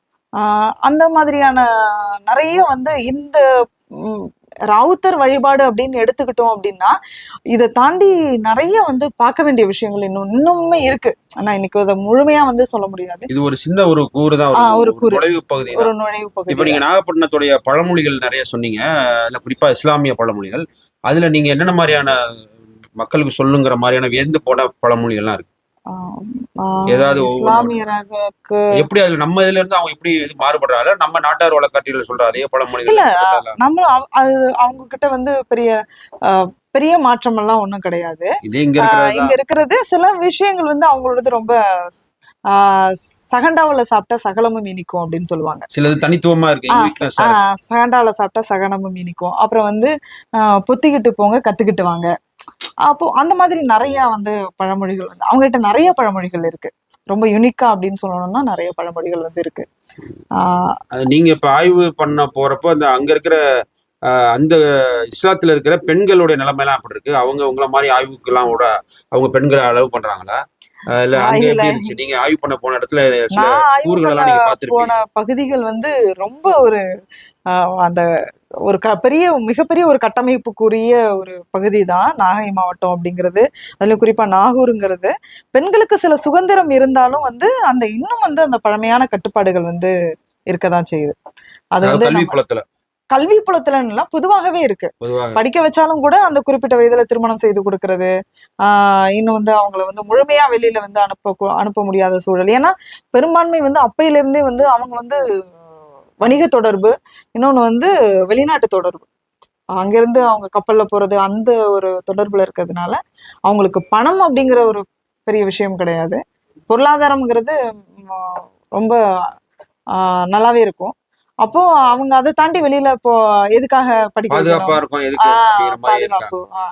இப்ப இந்த மரைக்காயரை பொறுத்தவரையும் அவங்க வந்து இந்த கடலுக்கு மீன் பிடிக்க போறவங்க, கடல் வணிகம் செய்யறவங்க மரக்கலராயர்கள் தான். மரக்கலத்துல போனாலதான் மரைக்காயர். ஆமா, அவங்க வந்து சோழர்கள் அந்த காலத்துல வந்து அவங்கதான் வந்து குறிப்பாக மலேசியா, சிங்கப்பூர் அந்த பகுதிகளுக்கு எல்லாமே வந்து கப்பல்ல வந்து பயணம் செஞ்சிருக்காங்க. கப்பல் வந்து ஓட்டிகளாக இருந்திருக்காங்க. அதான் வந்து மரக்கலராயர்கள், மரைக்காயர்கள் பெரிய வணிகத்துல ஈடுபட்டது வந்து அவங்களுடைய அதனுடைய பண்பாடுகள்லாம் வந்து ரொம்ப வித்தியாசமா இருக்கும். அவங்க போயிட்டாங்கன்னா இப்போ என்ன சொல்றது, கப்பல் வருது வீட்டுக்கு ஒட்டடை அடிங்க அப்படின்னு சொல்லுவாங்களா. ஏன்னா அங்கிருந்து கப்பல் வருதுன்னா அவங்க வீட்டெல்லாம் சுத்தம் பண்ணி அவங்களுடைய வீட்டுக்காரவங்க போனவன் எப்படி தலைவனை பிரிந்து சென்ற தலைவியை பிரிந்து சென்ற தலைவன் வந்து வரும்போது எப்படி ஒரு தலைவியினுடைய தலைவி போல அவங்க வந்து அந்த அளவுக்கு உற்சாகமா இருப்பாங்க. அது சார்ந்தெல்லாம் நிறைய பழமொழிகள் வந்து என்னுடைய நூல்கள் வந்து கொடுக்கப்பட்டிருக்கு. பொதுவா இப்ப இந்த நம்ம பிசி பண்ணத்தின் தொல்காப்பியம் சொன்னது போல அங்க அவங்க கிட்ட நீங்க ராவுத்தர் ஆய்வு பண்ண போகும்போது அதுக்கான பாடல்கள்லாம் எதுவும் கிடைச்சிச்சா? எனக்கு வந்து இஸ்லாமியர்கள்ட்ட இருந்து தகவல்கள் கிடைச்சது அப்படிங்கிறத விட நாட்டார் மக்கள்கிட்ட இருந்து தான் நிறைய தகவல் கிடைச்சது. இப்போ இஸ்லாமியரை பொறுத்த வரைக்கும் தர்கா வழிபாடு, நாட்டார் இஸ்லாமை பொறுத்த வரைக்கும் தர்கா வழிபாடு இருக்கு. தர்கா வழிபாட்டுக்கும் ராவுத்தர் வழிபாட்டுக்கும் சம்பந்தம் இல்லை, எந்த தொடர்பும் கிடையாது. அந்த வழிபாடுனுடைய தன்மை வேற மாதிரி இருக்கு. நான் வந்து குறிப்பா வந்து நாகூர் தர்கா போய் பார்த்தேன். அதுக்கப்புறம் பாப்பா கோயில் தர்கான்னு ஒரு தர்கா இருக்கு. அதுக்கப்புறம் வந்து முத்துப்பேட்டை தர்கா போயிருந்தேன். இந்த தர்காக்கள் குறிப்பிட்ட அந்த நாகை மாவட்டத்தில் உள்ள இந்த தர்காக்கள் வந்து குறிப்பிட தகுந்த தர்காக்கள். தர்காவுக்கும் பள்ளிவாசலுக்கு என்ன வேறுபாடு? தர்காவில் வந்து புனிதர்கள் இறந்தவங்களை வந்து வழிபடுறாங்க. தர்கா அங்க வந்து பாத்தீங்கன்னா நாட்டார் கூறுகள் எல்லாமே இருக்கும். சூடன் சாம்பிராணி வாங்கிட்டு போவாங்க, விளக்கு ஏத்தி வைப்பாங்க, மந்திரிச்சு கொடுக்கறது, விபூதி போடுறது, அப்புறம் வந்து வாரத்துக்கு இருக்கிறதுன்னு சொல்லிட்டு ஒவ்வொரு வாரமும் போய் இரவு வியாழக்கிழமையோ ஏதோ ஒரு நாள்ல வந்து அங்கே தங்கி இருப்பாங்க. இரவு முழுக்க தர்காவுல தம்பிப்பாங்க. பெண்கள் நிறைய இருந்து நான் பார்த்திருக்கேன். பச்சை கலர் தர்காவுக்கு பெண்கள் எல்லாம் ஆனா போவாங்க. பள்ளிவாசல்ல இருக்க மாட்டாங்க. பள்ளிவாசல்ல பெரும்பாலும் வந்து போக மாட்டாங்க. அவங்க அலோவ் பண்றது இல்லையா. இதுவே ஒரு நாட்டார் ஆமா, தொடர்ச்சியா தர்கா பார்க்க வந்து தர்கா வழிபாட்டை நிறுவன இஸ்லாம் வந்து ஏத்துக்கிறது இல்ல. முடியும். ஆனா வந்து அங்க வந்து நிறைய வந்து நாட்டார் மக்கள் வந்து தர்காவுக்கு போவாங்க. அவங்களுடைய பண்பாடுகளை வந்து அங்க போய் படுத்திருப்பாங்க. குறிப்பா அந்த பாப்பா கோயில் தர்காங்கிறது ரொம்ப பிரம்மாண்டமான ஒரு விஷயம். நீங்க போனீங்கன்னா இன்னைக்கும் கூட அந்த மனநலம் பாதிக்கப்பட்டவர்களை வந்து அங்க தங்க வச்சிருப்பாங்க. அவங்களுக்கு அவங்க குடும்பமே வந்து அங்க தங்கி இருப்பாங்க. அவங்க வந்து சமைச்சு போடுறது, அங்க உள்ள காய்கறிகளை கொண்டு வந்து தர்காவுக்கு கொடுக்கறது, இது எல்லாமே ஒரு விழாவே அங்க நடத்துறாங்க. மனநலம் பாதிக்கப்பட்ட நிறைய மக்கள் வந்து அங்க தங்கியிருக்காங்க. இன்னும் நிறைய பேர் அங்க வந்து தங்கி இருக்கவங்க குணமாகி போறதையும் வந்து அவங்களுடைய அனுபவத்துல இருந்து நம்ம கேட்கறதையும் வந்து பார்க்க முடியுது. குறிப்பா வந்து எல்லாமே யார் அங்க வந்து தங்கியிருக்காங்க, இஸ்லாமியரானா இல்ல, கிடையாது, நாட்டார் மக்கள் தான் அங்க தங்கியிருக்காங்க. இரவு முழுக்க வந்து நூற்றுக்கணக்கான மக்கள் வந்து அங்க வந்து இரவு முழுக்க தங்கியிருப்பாங்க. படுத்து தூங்கிட்டு அடுத்த நாள் காலையில தான் போவாங்க. அப்ப அங்க படுத்திருக்கவங்க யாரு இஸ்லாமியரான்னு கேட்டா கிடையாது, நாட்டார் மக்கள் தான் அங்க தங்கியிருக்காங்க. இப்ப நீங்க கலாய்வுக்கு ஒரு பெண்ணாக இஸ்லாத்துக்குள்ள நுழையும் பொழுது அவங்க ஏத்துக்கிட்டாங்களா? ஏன்னா இது இஸ்லாம் இல்லைன்னு சொல்லிட்டீங்க நேரடியா. இருந்தாலும் கூட இது நாட்டார் வழிபாட்டோட தொடர்புடையதுனால நீங்க எப்படி ஒரு தனித்து போனீங்களா, இல்ல யாரும் உங்களுக்கு வந்து நெறியாளர் இருந்தாங்களா? களத்துல நீ எப்படிங்க ஒவ்வொரு ஊருக்கு போகும்போது நீங்க சந்தித்த எப்படியான பட்டறிவுகளை உங்களுக்கு கிடைச்சிச்சு? நேரடியா உள்ள போய் இப்ப தூத்துக்குடிக்கு போன நீங்க, தூத்துக்குடியில நீங்க சாதாரணமாவே போய் ஆய்வுக்கு போக முடியாது. தூத்துக்குடின்னா தூத்துக்குடி டு திருநெல்வேலி அந்த பகுதி பொதுவா தென் மாவட்டம். ஏன்னா அப்ப அங்கதானே ஒரு ஒரு ஒரு தலித் ஒரு கிராமமே இஸ்லாத்தை தழுவுச்சு. 90களின் இறுதியில வந்து ஒரு ஒரு ஒரு கிராமமே வந்து சாதிய ஒடுக்குமுறையில இருந்து தன்னை தற்காத்துக் கொள்ள இஸ்லாத்தை தழுவுனாங்க. அப்படி இருக்கப்போ அங்க சாதிய வெறியும் சாதிய இதுவும் இருக்கும் பொழுது நீங்க ஒரு பெண்ணா எப்படி அதை சந்திச்சீங்க? இந்த நான் ராவுத்தர் ஆய்வை பொறுத்த வரைக்கும் எனக்கு நெறியாளர்கள்லாம் இது என்னுடைய தனிப்பட்ட ஆய்வு தான். பெரிய பாராட்டுக்குரிய, நல்லா நீங்க கரவொலி எழுப்பலாம், தப்பே இல்ல. இது என்னுடைய தனிப்பட்ட ஆய்வு தான். இது எனக்குள்ள விஷயங்கள் அப்படின்றதுனால அதை நான் ஒரு சில ஆலோசனைகள் வந்து என்னுடைய நெறியாளர்கள் மற்றும் தோழர்கள் இருப்பாங்க, நிறைய நண்பர்கள் இருக்காங்க, அங்க நாட்டார் வழக்காற்றுகள் துறையில் உள்ள பேராசிரியர்கள் இருக்காங்க. அப்ப கேட்டுக்குவேன், இந்த பகுதிகளில் இருக்கு, இந்த பகுதிக்கு போகணும் அப்படின்றத கேட்டுக்குவேன். ஆனா எல்லா பகுதிக்கும் முழுமையா நான் இந்த பகுதிகளுக்கு போகும்போது வந்து நான் தனியா தான் போனேன். நாகப்பட்டினம் மாவட்டம், திருவாரூர் மாவட்டம், இங்க தஞ்சை பகுதிகளில் பட்டுக்கோட்டை, ஒரத்தநாடு அந்த பகுதிகள், அப்புறம் இங்க கொங்கு பகுதி, அதே மாதிரி கர்நாடகா, இது எல்லாமே நான் தனியா தான் போயிருந்தேன். ஒரு நாட்டார் வழக்காட்டிகளுக்காக ஒரு பெண் வந்து இவ்வளவு தூரம் பயணிச்சிருக்காங்க அப்படிங்கறது தமிழ்நாட்டுல வந்து எனக்கு தெரிய எந்த கல்லூரி பல்கலைக்கழகத்திலும் இப்படி ஒரு பெண் தனியா போய் ஆய்வு பண்ணியிருப்பாங்கலாம் தெரியாது. சுசக்திகள் புத்தகத்தை எடுப்பாங்க, லூர்து புத்தகத்தை எடுப்பாங்க, இன்னும் 2 நம்ம வழக்கம் போல நம்ம ஆக்கா பெருமாள், குறிப்பா தோப்பா ஆக்கா பெருமாள், நம்ம ஆசிவ சுப்பிரமணியம், இப்படி எல்லாம் இது பண்ணி ரெஃபர் பண்ணி அப்படியே பக்கத்துலேயே வேலையை இருக்காங்க, இல்லைன்னு சொல்ல முடியாது. இருந்தாலும் நீங்க இவ்வளவு தூரம் வந்து என்ன காரணம், ஏன் அப்படி போக வேண்டிய அவசியம்னா, எனக்கு வந்து முன்னூல்களோ துணை நூல்களோ கிடையாது. நீங்க தான் முன்மாதிரி. ஏன்னா இதுக்கு முன்னாடி வந்து அல்ஃப் கில்டஃபைட்டல் வந்து ஒரு 10 பக்கத்துக்கு எழுதியிருக்காரு. அது திரௌபதி பண்பாடை ஒட்டி எழுதியிருக்கிறாரு. அந்த திரௌபதியை வந்து எப்படி வந்து ஒரு மேட்டுக்குடி சமூகத்தினுடைய அதுவுமே அந்த மாதிரியான மேல்நிலையாக்கமும் தான் அவர் செஞ்சிருக்காரு. ஆனா நீங்க திரௌபதி சொல்லும் போதே அப்படிதான் இருக்கு. ஆனா தென் மாவட்டத்திலயும் திருநெல்வேலியும் திரௌபதி இல்ல, அது கூட இல்ல, இணைஞ்சு இல்ல. இப்ப நம்ம குறிப்பா வடபகுதிகளை பார்க்கும்போது முத்தாள்ற அவங்க அது மட்டும்தான் இப்ப எனக்கான ஒரு அது மறுப்புக்குரிய ஒரு நூலை தான். அதுல எனக்கு நிறைய முரண்பாடுகள் இருக்கு. அப்ப நான் அதை வந்து சான்றாதாரமா வச்சுக்க முடியுது. அப்ப நான் ஒரு பகுதிக்கும் போய் அந்த மக்களுடைய பண்பாடுகளுக்கு எப்படி வந்து இந்த ராவுத்தர் வழிபாடு வந்தது, இல்ல ராவுத்தர் வழிபாடு ஒரு பகுதிக்கு இன்னொரு பகுதிக்கு என்ன மாதிரி வேறுபாடு இருக்கு, இப்ப இங்க சொல்ற ராவுத்தரும் முத்தாள் ராவுத்தரும் ஒன்னா, இதே தென்பகுதியில் உள்ள பட்டாணியும் ஒன்னா அப்படின்னு பார்க்கும்போது நான் நேரடியா களத்துக்கு போய் தான் ஆகணும். ஏன்னா அதுக்கு எந்த ஒரு சான்றாதாரமுமே கிடையாது. பொதுவா நாட்டார் வழக்காற்றியல் ஆய்வுகளை பொறுத்த வரைக்கும் நம்ம களத்துக்கு போகாம நீங்க வந்து ஒரு செய்தியை வந்து முன்வைக்கவே முடியாது. அதுதான் வந்து நமக்கு வந்து முதன்மை. மக்கள்கிட்ட போய் இதுதான் வந்து சமூகத்தோட எப்படி இயங்கியலா இருக்கு அப்படிங்கிறது. மக்கள்கிட்ட போய் மக்கள் கிட்ட உள்ள கருத்துக்களை வாங்கி ஒரு ஒரு ஒருத்தருக்கு 4 பேர்கிட்ட உள்ள அந்த செய்திகளையோ அந்த தகவல்களை வாங்கி அந்த தரவுகளின் அடிப்படையில தான் நம்ம வந்து ஒரு கருத்தை வந்து முன்வைக்க முடியும். இதுதான் வந்து முடிவு செய்ய முடியும். கருதுகோளை வந்து ஆமா. இப்ப இதுக்கு வந்து நாட்டார் வழக்காட்சியலுக்கு கலாய்வுங்கிறது மிக மிக அவசியம். இப்ப கலாய்வே செய்யாம நான் ஒரு போன்ல கேட்டுட்டு யாரோ ஒரு நண்பர் இருக்காங்க, அங்க ஒரு தோழர்கள் இருக்காங்க, அவங்க பாட்டு அப்படியே போன்ல பாடுங்கம்மா, நான் ரெக்கார்ட் பண்ணிக்கிறேன் அப்படி சொல்லிட்டு வந்து நான் வந்து அந்த தகவலை பதிவு செய்ய முடியாது. ரெக்கார்ட் பண்ணி ஏஐல கூட போட்டாலும் போட்டுருவாங்க. நீ ஒரு காலத்துல ஏஐல ஒரு நாட்டு ஃபோக் சாங் ஏஐ ஒண்ணு பாடுமா, முத்தாலம்மன் ராவுத்தரை பத்தி ஏஐல ஒரு பாட்டு போட்டா அது ஆக்சுவலா இதுக்கு முன்னாடி ஏதாவது நான் பேசியிருந்தேன் அப்படின்னா என்கிட்ட நான் என்ன பேசியிருக்கேன்றதை எடுத்து கூட அது உங்களுக்கு ஒரு பாடலா கூட போடும். இப்ப பாத்தீங்கன்னா மிகப்பெரிய அறிவு திருட்ட ஏஐ தான் பண்ணுது. ஏஐ தான் இன்னைக்கு பண்ணிட்டு இருக்கு. அப்படி இருக்கிற காலகட்டத்துல நான் தனியா பல பகுதிகளுக்கு போக வேண்டியது இருக்கு. அதுல என்ன அப்படின்னா ஒரு ஒரு சமூகம் வந்து அதை வழிபடுறாங்க அப்படின்னா, குறிப்பா வந்து நமக்கு வந்து நடுக்காவேரி தஞ்சையில அங்க வந்து ஒரு ஒரு சமூகத்தினர் ஒரு குழுக்கள் வந்து ராவுத்தரை வந்து வழிபட்டுட்டு வராங்க. அவங்களுக்கு வந்து ஒரு கதை இருக்கு. ஏன் வந்து ராவுத்தரை வழிபடுறீங்க அப்படின்னு சொல்றதுக்கு ஒரு கதை இருக்கு. அந்த கதைகளை கேட்கும்போது அவங்க அந்த கதையை சொல்லிட்டு சொல்றாங்க, நாங்க அப்படி கிடையாது, இது கதை வந்திருக்கு, இதை நீ வெளியில சொல்லிடாதீங்க அப்படிம்பாங்க இல்லையா. அப்போ அந்த கதை வந்து நமக்கு தேவை, எனக்கு அதுதான் வந்து ஒரு முதன்மை தரவு. அந்த தரவை வந்து நான் நேரா போனாதான் கேட்க முடியும். இப்ப அவங்க கிட்ட யாருக்கிட்டயோ ஒரு தெரிஞ்சவங்க தானே போன் பண்ணி கேட்டுக்கலாம்னா அந்தந்த சமூகமும் தனக்கு ஏத்த மாதிரியான ஒரு கதையை வந்து சொல்ல ஆரம்பிச்சிருவாங்க. அப்ப நம்ம ஃபீல்டுக்கு போகும்போதுதான் வந்து அவங்க சொல்ற கதைக்கும் இங்க நடக்கக்கூடிய விஷயத்துக்கும் வித்தியாசம் இருக்கும்போது அப்ப நம்ம அதை பதிவு செய்ய முடியும்.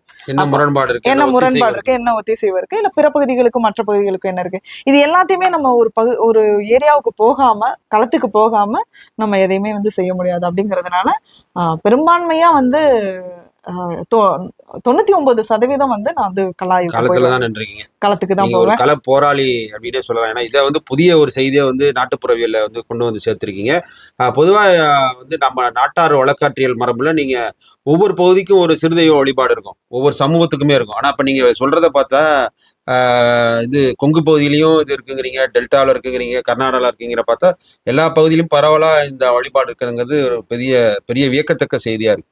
ஏன்னா ஒவ்வொரு சமூகத்திற்கும் ஒரு தனித்தனி குலதெய்வ வழிபாடு. இதுல இன்னொரு விஷயமா பார்க்கணும். பொதுவாவே நம்ம வந்து அந்த சமூக பிரிவினையும் சரி, அந்த சமய பிரிவினையும் சரி நம்ம கிட்ட ரொம்ப ஆழமா இருக்கும். அப்போ எப்படி வந்து ஒரு பூர்வக்குடி வந்து இன்னொரு சமயம் சார்ந்த ஒரு வழிபாட்டை வந்து எடுக்கிறாங்க அப்படிங்கிறது நம்ம வந்து பார்க்க வேண்டிய ஒரு விஷயமா இருக்கு. சில கோவில்களுக்கு வந்து நம்மளை வந்து தென்பகுதிகளில் போறோம் அப்படின்னா நிறைய கட்டுப்பாடுகள் இருக்கும். முதல்ல நம்ம ஒரு பெண்ணா போறோம் அப்படின்னா வந்து முதல்ல அவங்க வந்து நம்மளை அக்செப்ட் பண்ணணும்.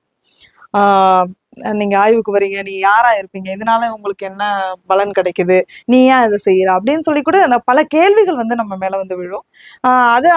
அதையும் தாண்டி நம்மளை வந்து அவங்க அக்செப்ட் பண்ணாதான் அந்த கோயிலுக்குள்ளே விடுவாங்க. குறிப்பா வந்து சில கோயில்கள்ல வேற சமூகத்தை வந்து உள்ள விட மாட்டாங்க. அது ரொம்ப முக்கியமான விஷயம் வந்து நாட்டார் கோயில்ல. இதெல்லாம் தாண்டி இன்னைக்கு நான் வந்து நிறைய வந்து சமூக நீதி பேசுறேன், அது பேசுறேன்னா நம்ம போய் அவங்க கிட்ட பேசிட்டு இருக்க முடியாது. ஏன்னா அது வந்து இந்து சமய அறநிலையத்தை சார்ந்த ஒரு கோவில் கிடையாது. அது அந்த குழுக்கான ஒரு கோவில். அது அந்த இடம் வந்து அவங்களோட இடம். அங்க வந்து குறிப்பா வந்து நாட்டார் தெய்வத்தை பொறுத்த வரைக்கும் அங்க பூசை செய்யறவங்க வந்து அந்த சமூகத்தை சார்ந்தவங்களா இருப்பாங்க. அந்த சமூகத்தை சார்ந்த வேற ஒருத்தவங்களும் அந்த கோயிலுக்குள்ள அலோவ் பண்ணவே மாட்டாங்க. நான் குறிப்பா கொங்கு பகுதிக்கு வந்து ஆய்வுக்கு போகும்போது கோயில் திறந்திருக்கு போனோம், என்னை கூப்பிட்டு வந்து ரொம்ப நேரம் பேசிட்டு இருந்தாரு. அப்ப அவர் எனக்கு ஒரு கதை சொல்லிட்டு இருந்தாரு. ஆமா, இது மாதிரி வந்து நாங்க வந்து பந்தல் போடுறதுக்கு ஆள் கூப்பிட்டு இருந்தோம், நாங்க வேற யாருமே வந்து இந்த கோயிலுக்குள்ள வரமாட்டாங்க, நாங்க கூப்பிட்டு இருந்தவங்களை தாண்டி ஒருத்தவங்க வந்து வேலைக்கு வந்துட்டாங்க, திடீர்னு பார்த்தா பந்த போட்டுட்டு இருக்கும்போது விழுந்து அதே இடத்துல இறந்து போயிட்டான். அப்ப இது வந்து எனக்கு மறைமுகமா அந்த நம்ம சமூகம் மக்கள் நாட்டுப்புற மக்கள்னு சொல்றோம், அவங்க வந்து ஒரு செய்தியை எவ்வளவு சூசகமா நமக்கு சொல்லுவாங்க. இது வந்து நேரடியா வந்து நீ வந்து யாருன்னு தெரியாது, நீ கோயிலுக்குள்ள வர முடியாது, பாரு இந்த மாதிரி இன்சிடென்ட் எல்லாம் நடக்கும். அப்ப எனக்கு அந்த மாதிரியான மனநிலை இருந்தா ஐயோ நம்ம வீட்டுக்கு ஒழுங்கா போய் சேருவோமா அப்படிங்கிற ஒரு பதட்டமான மனநிலையை வந்து நமக்கு உருவாக்குவாங்க. அப்போ அதையெல்லாம் தாண்டி அவங்க கிட்ட வந்து நம்ம வந்து அப்போ வந்து மக்கள் கூட நெருங்கி பழகக்கூடிய ஒரு தன்மையை வந்து நம்ம எடுத்துக்கணும். இது ரொம்ப முக்கியம். நாட்டார் வழக்காட்சிகளை பொறுத்த வரைக்கும் மக்கள் தான் நமக்கு எல்லாமே அப்படின்னு சொல்லியிருந்தாலே, அதனால முதன்மை சான்றாதரும் மக்களும் தான். அப்படிங்கும் போது அந்த மக்கள் கூட நம்ம எப்படி பழகுறோம், நம்ம எப்படி பேசுறோம், அவங்களை எப்படி அணுகுறோம், ஒரு ஒரு நாட்டுப்புற அந்த மக்கள்கிட்ட போகும்போது நான் ஜீன்ஸ் பேண்ட் டிஷர்ட் போட்டு போனேன், நான் வந்து மாடர்னா இருக்கேன் ம். அப்படின்னு சொல்லிட்டு நாங்க போட்டு போனா என்ன அக்செப்ட் பண்ண மாட்டாங்க. அவங்க வித்தியாசமா பார்க்க ஆரம்பிச்சிருவாங்க. அங்க சில குழுக்கள்ல உள்ள பிரச்சனைகள் வரும். அப்ப இதெல்லாம் எதிர்கொள்ள வேண்டியது. அப்ப அந்த பகுதிக்கு ஏத்த மாதிரி நான் என்னைய மாத்திக்கிட்டு போகணும். அப்ப எல்லா பகுதிக்குமான ஒரு உடை. அப்ப உடையிலிருந்து நம்மள வந்து ஒரு களத்துக்கு போறது அப்படிங்கிறது எளிமையான விஷயம் இல்ல. தகவமைப்பு வந்து அங்கதான். அங்கேயே வந்து நம்மள வந்து மாத்திக்கணும். அதே மாதிரி பேச்சு வந்து நான் ரொம்ப இங்கிலீஷ்ல பேசுறேன், நான் வந்து திருத்தமா தமிழ் படிச்சிருக்கேன், நான் வந்து திருத்தமா தான் தமிழ் பேசுவேன் அப்படின்னு போய் அவங்க கிட்ட பேசினா அதெல்லாம் அவங்களுக்கு அவங்க கூட நான் வந்து இயல்பா இருக்க முடியாது. என் கூட நெருங்கி பேச மாட்டாங்க, வர தகவல் மாட்டாங்க. கிடைக்காது நமக்கு. தகவல் கிடைக்காது. ஏதோ அவங்க ரொம்ப படிச்சிருப்பாங்க போல ம். அப்படின்னு. அதனால வந்து இவங்களுக்கு நம்ம என்னத்த சொல்ல இது போறோம்? வேலை எல்லாம் இல்லாம ஏமா வந்திருக்காப்புல, நான் வேலையை பார்த்துட்டு இருக்கேன். வேலை பார்த்துட்டு இருக்கோம். அவங்க வேலையை வந்து நிச்சயமா கெடுக்காதீங்க, போகாம அந்த பக்கம்னு சொல்லிடுவாங்க. ஆமா. நான் வந்து முதல்ல பழமொழிகள் சேகரிக்க போகும்போது உரமா என்னை துரத்தி அடிக்காத குறையாதான் துரத்தி பாத்தீங்களா? அடிச்சாங்க. வேற நான் குழப்பம் இல்லாம இத்தனைக்கும் வந்துட்டா அவெல்லாம் நோட்டு ஆஹ் புத்தகத்தை எடுத்துட்டு கோயிலை பத்தி எழுதுறானா, கோயில் குளத்தை பத்தி எழுதுறானா. இல்ல, எங்க கோயிலை பத்தி எங்க குளத்தை பத்தி நீங்க என்ன எழுதுறீங்கன்னு சொல்லி கிராமத்துல இயல்பா இல்ல பேசுவாங்க. இயல்பான பேச்சு அது. அப்போ நான் நாகப்பட்டினம் மாவட்டத்துல இது எதிர்கொண்ட வேலையை ஒரு பெரிய கெடுத்துருக்காங்க சிக்கல் ஆளுங்க. என்ன அப்படின்னா, இன்றைய மீடியான்னு நினைக்கிறோம். இது எந்த அளவுக்கு நமக்கு வந்து சாதகமா இருக்கோ, அதே அளவுக்கு பாதகமாவும் இருக்கும். இப்ப நான் போறேன் அப்படின்னா, "அம்மா நீ பேசுறியாம்மா, நான் ரெக்கார்ட் போட்டுக்கிறேன், வீடியோ எடுக்கிறேன்" அப்படின்னு சொல்லிட்டு செல்ல எடுத்தோடனே அது வந்து உடனே தலையில துண்டு போட்டுருச்சு ஒரு அம்மா. "நீ எங்கேயாவது கொண்டு போய் யூடியூப்ல போட்டு போயினா என் புள்ள என்னை அடிப்பான்." அப்போ அவங்களுடைய மனநிலைங்கிறது அந்த எப்படி இருக்கு? சமூகத்துக்கார உடனே மிரட்டல் விடுப்பாரு, யாரை கேட்டு நம்ம சமூகத்தை பத்தி சொன்ன. சொன்னேன் அப்படி. "ஏன் நீ ஏன் எப்படி போன?" அந்த மாதிரி இருப்பாங்க. சிலர் என்ன பண்ணுவாங்க அப்படின்னா, "நீ எதுக்கு டேட்டா எடுக்க? நீ என்ன எதுக்காக வந்திருக்க? இதனால உனக்கு என்ன லாபம்? அப்ப நீ என்னைய வச்சு நீ காசு சம்பாதிக்க பார்க்கிறியா?" அப்படின்னு சொல்லிட்டு கடைசி வரைக்கும் ஒரு நாள் முழுக்க உட்கார்ந்திருந்தேன் ஒரு அம்மா வீட்ல, நாகப்பட்டினம். இத்தனைக்கும் நான் பிறந்தது நாகப்பட்டினம் மாவட்டமா இருந்தா கூட, அங்க போய் அவங்க வீட்ல காலையில இருந்து சாயந்தரம் வரை ஒரு வார்த்தை கூட அந்த அம்மா பேசல. சாப்பாடு தண்ணியாவது கொடுத்தாங்களா? அதெல்லாம் நானே எடுத்துட்டு போயிட்டேன் தோழர். சரி, சரி. அதெல்லாம் நம்ம எதிர்பார்த்தெல்லாம் போகும். பல நாள் வந்து நம்ம வந்து இப்போ இரவு நேரங்கள்ல நிறைய நிகழ்வுகள் நடக்கும். அப்ப இரவு நேரங்கள்ல வந்து நம்ம போய் அந்த பகுதிகள்ல இருக்கோம் அப்படின்னா, முதல்ல வந்து நம்மளுடைய பாதுகாப்பை உறுதி ஆமா செஞ்சுக்கணும். ஆமா, அடிப்படை. உணவு, தண்ணி அதெல்லாம் கிடைக்குமானா கிடைக்காம இருக்கும். அப்போ ஒரு நாள் முழுக்க இருந்தோம்னா பகல்ல சாப்பாடு கிடைக்காம இருக்கலாம். அப்போ அப்ப நம்மளை வருத்திக் கொண்டு எடுக்கக்கூடிய ஒரு தரவுகள் எடுக்கக்கூடிய ஒரு துறைதான். அப்ப இதையெல்லாம் வந்து ஏற்றுக்கொள்ளக்கூடிய ஒரு மனநிலை இருந்தா மட்டும்தான் நிறைய அந்த வந்து துறையில வந்து நம்ம புதிய ஆமா செய்திகளை புதிய செய்திகளையோ அல்லது சமூகத்துக்கு சமூகத்துக்கான ஒரு விஷயங்களை கொண்டு சேர்க்கணும்னா நம்ம நிறைய சிரத்தை எடுக்க வேண்டியது வரும். நிறைய பகுதிகளில் வந்து பிரச்சனைகள் வந்து உருவாகும். இப்போ நம்ம போய் ஃபீல்ட் ஒர்க் பண்ணிட்டு இருக்கோம், அவங்க டேட்டா சொல்லிட்டு இருப்பாங்க, அங்க இருந்து அவங்க பசங்க வருவாங்க, அவங்க படிச்சவங்களா இருப்பாங்க. நீ ஏன் தேவையில்லாம பேசிட்டு இருக்க அப்படின்னு கேட்பாங்க. ஒரு பகுதிகள்ல குறிப்பா நம்பியார் நகர்னு நாகப்பட்டினம் மாவட்டத்துல சுனாமி பாதிக்கப்பட்ட. ஆமா நம்பியார் நகர்ல பேர்லயே போயிட்டு நம்பியார்னு இருக்கு அப்படி சில பேர். உண்மையுமே தோழர், அந்த நம்பியாருக்கு ஏத்த மாதிரியா அங்க வந்து நிறைய பிரச்சனைகள் வந்து நான் எதிர்கொள்ள வேண்டிய சூழல். நான் போய் டேட்டா எடுத்துட்டு இருக்கேன், வீடியோ எடுத்துட்டு இருக்கேன். அவர் வந்து அம்பா பாடல் பாடுறேங்கிறாரு. இப்போ ஒரு பகுதிக்கு போறோம்னா ஒரு தோழர்கிட்ட நான் டேட்டா கேட்கிறேன் அப்படின்னா அவர் சொல்றதை நான் கேட்டுட்டே இருந்தாதான் அவரு ஃப்ளோல சொல்லிட்டு இருப்பாரு. இல்ல நான் எதிர்த்து எடுத்து இடையில குறுக்கிட்டு இல்ல தோழர் அதை சொல்லுங்க அப்படின்னா ஏற்கனவே உள்ளதை அவர் மறந்துடுவாரு. அந்த மாதிரி அது வந்து நம்ம ஏற்கனவே படிச்சு பல்வேறு விஷயங்கள்ல இருந்தா கூட நம்மளே எப்படி இருந்தா அவங்க வந்து உண்மையா சொல்லணும்னா அவங்க அந்த மாதிரியான நிறைய தகவல் களஞ்சியமா இருக்கிறது. நம்மளுடைய மண்ணினுடைய பண்பாட்டை அப்படியே புடிச்சு வச்சிருக்கக்கூடிய இன்னைக்கு வரைக்கும் நிலையில அவங்கதான். அப்போ அவங்க வந்து என்ன சொன்னாரு, எனக்கு வந்து அம்பா பாடல்கள் தெரியும், நான் போனது பழமொழி சேகரிக்க, அப்படியே சேகரிச்சுட்டு நான் பாட்டுக்கு பேசாம வந்திருந்திருக்கணும். ஒரு தனிப்பாடல் திரட்டு கிடைக்குது, ஒரு பாடல் ஒரு மிகப்பெரிய களஞ்சியம் நமக்கு கிடைக்குது அப்படின்னு சொல்லிட்டு சரி பாடுங்க அப்படின்னா அவர் சொல்லிட்டாரு, எனக்கு வந்து துடுப்பு இருந்தாதான் பாடுவேன்னாரு. துடுப்புக்கு நான் எங்க போறது, இப்போ கட்டுமரமே இல்ல, நான் எங்க துடுப்புக்கு போவேன் அப்படின்னு சொன்னா பக்கத்துல இருக்கிற தென்னை மட்டை எடுத்துட்டாரு அவரே. அவர் ஏன் அப்படின்னா அந்த அம்பா பாடல் வந்து அவங்க கடல்ல போய் அந்த துடுப்பை வலிச்சு எடுக்கிறாங்க. அந்த வலிக்கும் போதுதான் வந்து ஆட்டோமேட்டிக்கா அவங்களுக்கு வந்து இது வந்து அந்த வேலையை செய்யும் போது அவங்கள்ட்ட இயல்பா வரக்கூடிய பண்பாடு அப்போ தொழில இருக்கு. அப்போ அவர் வந்து கிட்டத்தட்ட 70 வயசு இருக்கும் அவருக்கு. அவர் எடுத்தோன்னா பாட ஆரம்பிச்சிட்டாரு.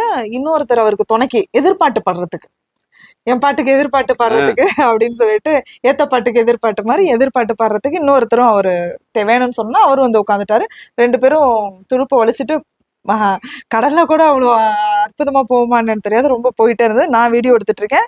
சுற்றுலா என்ன பண்ணாங்கன்னா, அந்த ஊர் மக்கள், ஏன்னா அவங்க வந்து கடல்ல மட்டும்தான் அதை பார்த்திருப்பாங்க.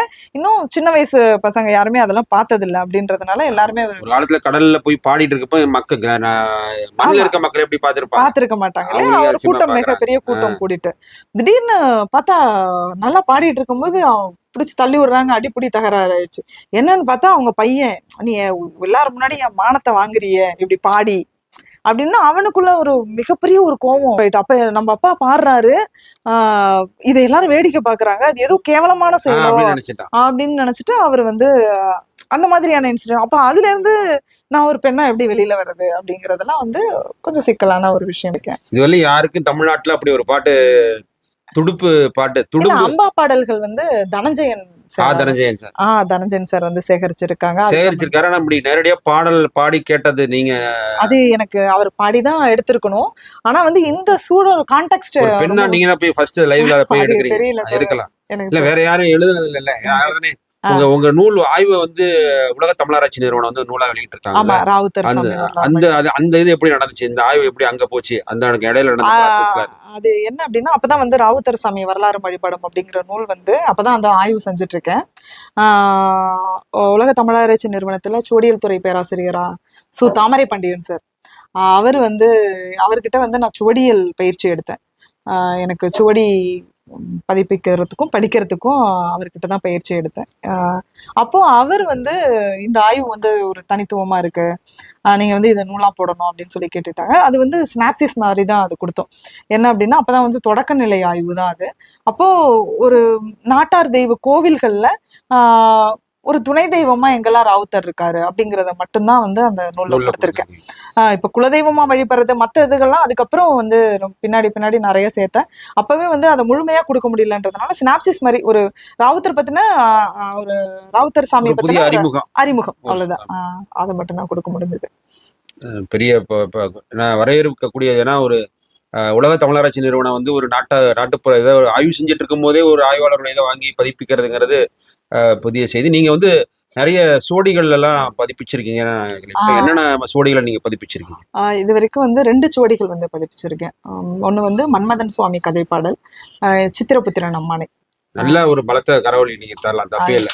ஏன்னா இந்த சுவடி புலத்திலையும் ஒரு பெண் இயங்குறதுங்கிறது இன்னைக்கு ஒவ்வொரு வீட்லயுமே ஒவ்வொரு பெண்ணுமே ஒரு சுவடி தான். ஆனா அந்த சுவடிய பதிக்க விடாமையே செவுத்துல சோடாக்கிட்டு முடிச்சிடுறாங்க செவுத்துக்குள்ளேயே. அது வந்து பெரிய முன்னோடி பெண்மணியா நீங்க இருக்கீங்க. அதுல ரொம்ப ரொம்ப முக்கியமா நீங்க எடுத்து பதிப்பிச்சது மன்மதன் கதைப்பாடல். ஏன்னா எங்க ஊர்ல எங்க வீதியில எங்க சொந்தக்காரங்க எல்லாம் மன்மதன் நாடகம் ஆடுவாங்க, எரிந்த கட்சி எரியாத கட்சின்னு விரதம் இருந்து. நான் 2ஆம் வகுப்பு படிக்கும் போது பார்த்தேன். அதுக்கு பிறகு எங்க ஊர்ல அந்த நாடகமே நடக்கல. ஆனா அதை நீங்க லாவணி பாட்டு திருச்சி மாவட்டத்துல இருக்கு. லாவணி கலைஞர்கள் திருச்சி மாவட்டத்துல மணச்சலூர்ல இருக்காங்க, ஒரு அம்மா இன்னைக்கு இருக்கு. அது கொஞ்சம் எல்லாம் அதெல்லாம் விட்டுட்டு காய்கறி வியாபாரம் பண்ணிட்டு இருக்கு. நிலைமை அப்படித்தானே இருக்கு. ஆமா, அதனால மன்மதன் கதை பாடல்ல பத்தியான ஏதாவது செய்தி இருந்தா நீங்க கட்டாயம். ஏன்னா இன்னைக்கு தமிழ்நாட்டுல இன்னைக்கு எல்லா வள்ளி திருமண நாடகத்தை விட ரொம்ப பெரும்புகளோடு இருந்தது மன்மத நாடகம் எல்லா பகுதியிலும். இன்னைக்கு எங்கேயுமே இல்லை. மன்மதன் கதைப்பாடல் சுவடி வந்து எனக்கு வேதாரண்யத்துல தான் அந்த சுவடி வந்து கிடைச்சது. இது எல்லாத்துக்குமே வந்து முதன்மையான ஆதாரம் வந்து முதன்மையா எனக்கு ஒரு தொடக்க புள்ளியா இருந்தது முனைவர் பட்ட ஆய்வு தான். பழமொழிகள் சேகரிக்கும் போது எனக்கு சுவடி கிடைக்குது. ஒரு யானை வேட்டைக்கு போய் நாட்டார் வழக்காற்றல் அப்படிங்கிறது வந்து பல துறைகளுடைய பல துறைகள் வந்து அதுக்குள்ள சேகரிச்சுட்டு. நம்ம அம்மாவும் அம்மாயெல்லாம் வயலுக்கு வேலைக்கு போயிட்டு ஆடு மேய்ச்சிட்டு திருப்பி வரும்போது ஒரு கட்டு கீரை, ஒரு பக்கம் கத்திரிக்காய், ஒரு பக்கம் விறகு, ஆமா அப்படின்னு எல்லாத்தையும் ஒரு 10-15 வகையா சேகரிச்சுட்டு மாட்டுக்கு புல்லு, ஆட்டுக்கு தலையும் அடிச்சுட்டு வர மாதிரி ஆடு மேய்ச்ச மாதிரி ஆச்சு, அண்ணனுக்கு பொண்ணு பார்த்தேன். அது வந்து ஆடு மேய்ச்ச மாதிரி ஆச்சு, மச்சானுக்கு பொண்ணு பார்த்த மாதிரி ஆச்சுங்கிற மாதிரி. அதான் ஒரு பகுதிக்கு அந்த பழமொழி வந்து மாறுபடும் இல்லையா?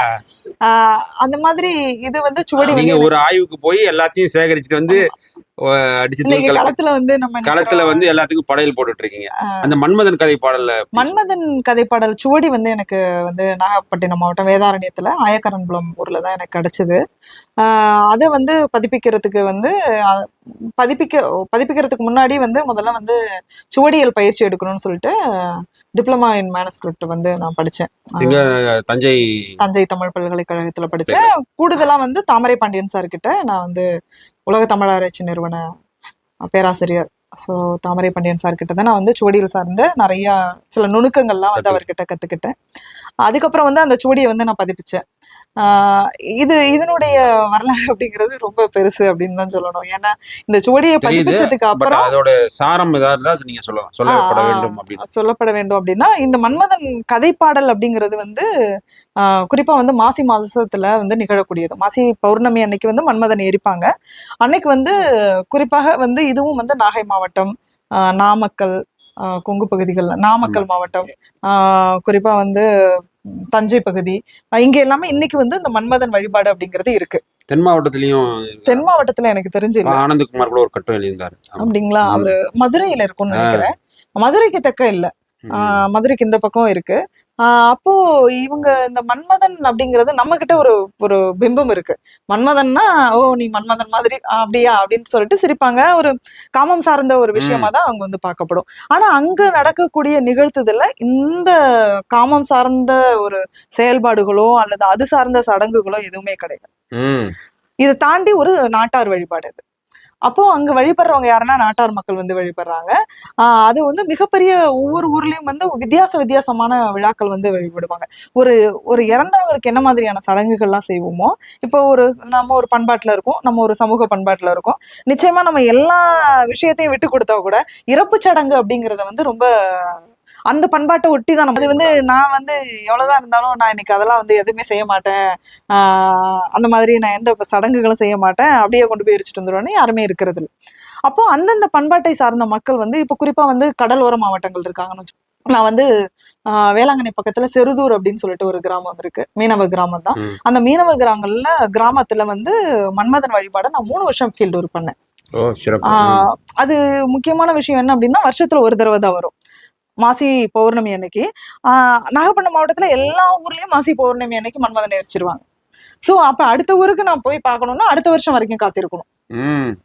இந்த மாதிரியான சிக்கல் வந்து நமக்கு, நான் இன்னைக்கு ஒரு ஊர்ல பார்த்தேன், நாளைக்கு ஒரு ஊர்ல பாக்குறேன், இன்னொரு மாசம் ஒரு ஊர்ல பாக்குறேன் அப்படின்னு நம்மளால பார்க்க முடியாது. அது அதான் நீங்க சொல்ல போனா நீங்க டிவில இருக்கிற மெகா தொடர் மாதிரி தொடரும்னு நாளைக்கு பார்க்க முடியாது. ரெக்கார்ட் பண்ணி வச்சுக்கிட்டு ஊருக்கு போனா ரெக்கார்டிங் மோட்ல போட்டுட்டு போயிட்டு வந்தா கூட நம்ம நாளைக்கு வந்து பாத்துக்கலாம். அப்படியெல்லாம் ஒரு வருஷம் தொடரும் போட்டா அடுத்த தொடரும் அடுத்த மாசி மாசம் வந்து இந்த ஊர்ல என்னைக்கு காப்பு கட்டுறாங்க, இன்னைக்கு வந்து மன்மதன் வந்து புதைக்கிறாங்க, மன்மதன் எழுப்பி அதுல இருந்து எத்தனாவது நாள் வந்து சாமி கும்பிடுறாங்க, இது எல்லாமே வந்து நம்ம வந்து மக்களோட தொடர்புல இருந்துகிட்டே இருக்கணும். அந்த மக்கள் வந்து கண்டிப்பா அந்த பண்பாட்டை வந்து கட்டாயமா செஞ்சிருவாங்க. அந்த நாளை வந்து நம்ம தான் மனசுல வச்சுட்டு நம்ம அவங்கள தொடர்பு கொண்டு கேட்டோம்னா நமக்கு ஒரு வருஷம் போறோம், அடுத்த வருஷம் அப்படியே போகும்போது அவங்களாவே இயல்பாவே கூப்பிட்டு சொல்லக்கூடிய நிறைய மக்கள் இருக்காங்க. இந்த வருஷம் குறிப்பா கொங்கு பகுதிகளில் ராவுத்தர் வழிபாடு இருக்கும்போது அடுத்த வருஷம் அங்க வந்து 3 வருஷத்துக்கு ஒரு தடவை தான் வந்து அந்த திருவிழா நடக்கும், பொங்கல் வைப்பாங்க. அப்போ இந்த வருஷம் போனோம்னா இன்னும் 3 வருஷம் நான் வந்து காத்திருக்கணும் அடுத்த ஆய்வுக்காக. அடுத்தது நான் எதாவது பார்க்கணும் அல்லது கூடுதல் தகவல் வேணும் அப்படின்னா அடுத்த 3 வருஷம் வரைக்கும் நான் காத்திருக்கணும். அப்போ அந்த 3 வருஷம் வந்து 3வது வருஷம் வரும்போது அந்த மக்கள் வந்து நமக்கு ஞாபகம் வச்சுட்டு அந்த பத்திரிகை வந்து நமக்கு அனுப்பிச்சு வைப்பாங்க, நீங்க கட்டாயம் வாங்க அப்படின்னு சொல்லுவாங்க. அப்ப அந்த அளவுக்கு வந்து அந்த மக்கள் கூட நம்ம தொடர்புல அணுகுமுறையும் இருக்கணும், நம்ம தொடர்புல இருந்துகிட்டே இருக்கணும். இது ரொம்ப நாட்டார் வழக்காட்சியில பொறுத்த வரைக்கும் அதான் மக்கள் கிட்ட தொடர்புல இருந்துகிட்டே இருக்கணும். அவங்க கிட்ட நம்ம இணக்கமாகவோ பேசுறது பழகுறது அந்த ஒரு இதுல வந்து நமக்கு தொந்தரவு இல்லாம பிரச்சனைகள் இல்லாம நம்ம அவங்களை வந்து தொடர்பு கொள்றது வந்து ரொம்ப அவசியமான ஒன்று. அப்படி நடக்கும்போது அங்க ஒரு இரவு முழுக்க வந்து இந்த மன்மதன் கூத்து அப்படிங்கிறது நடக்கும்.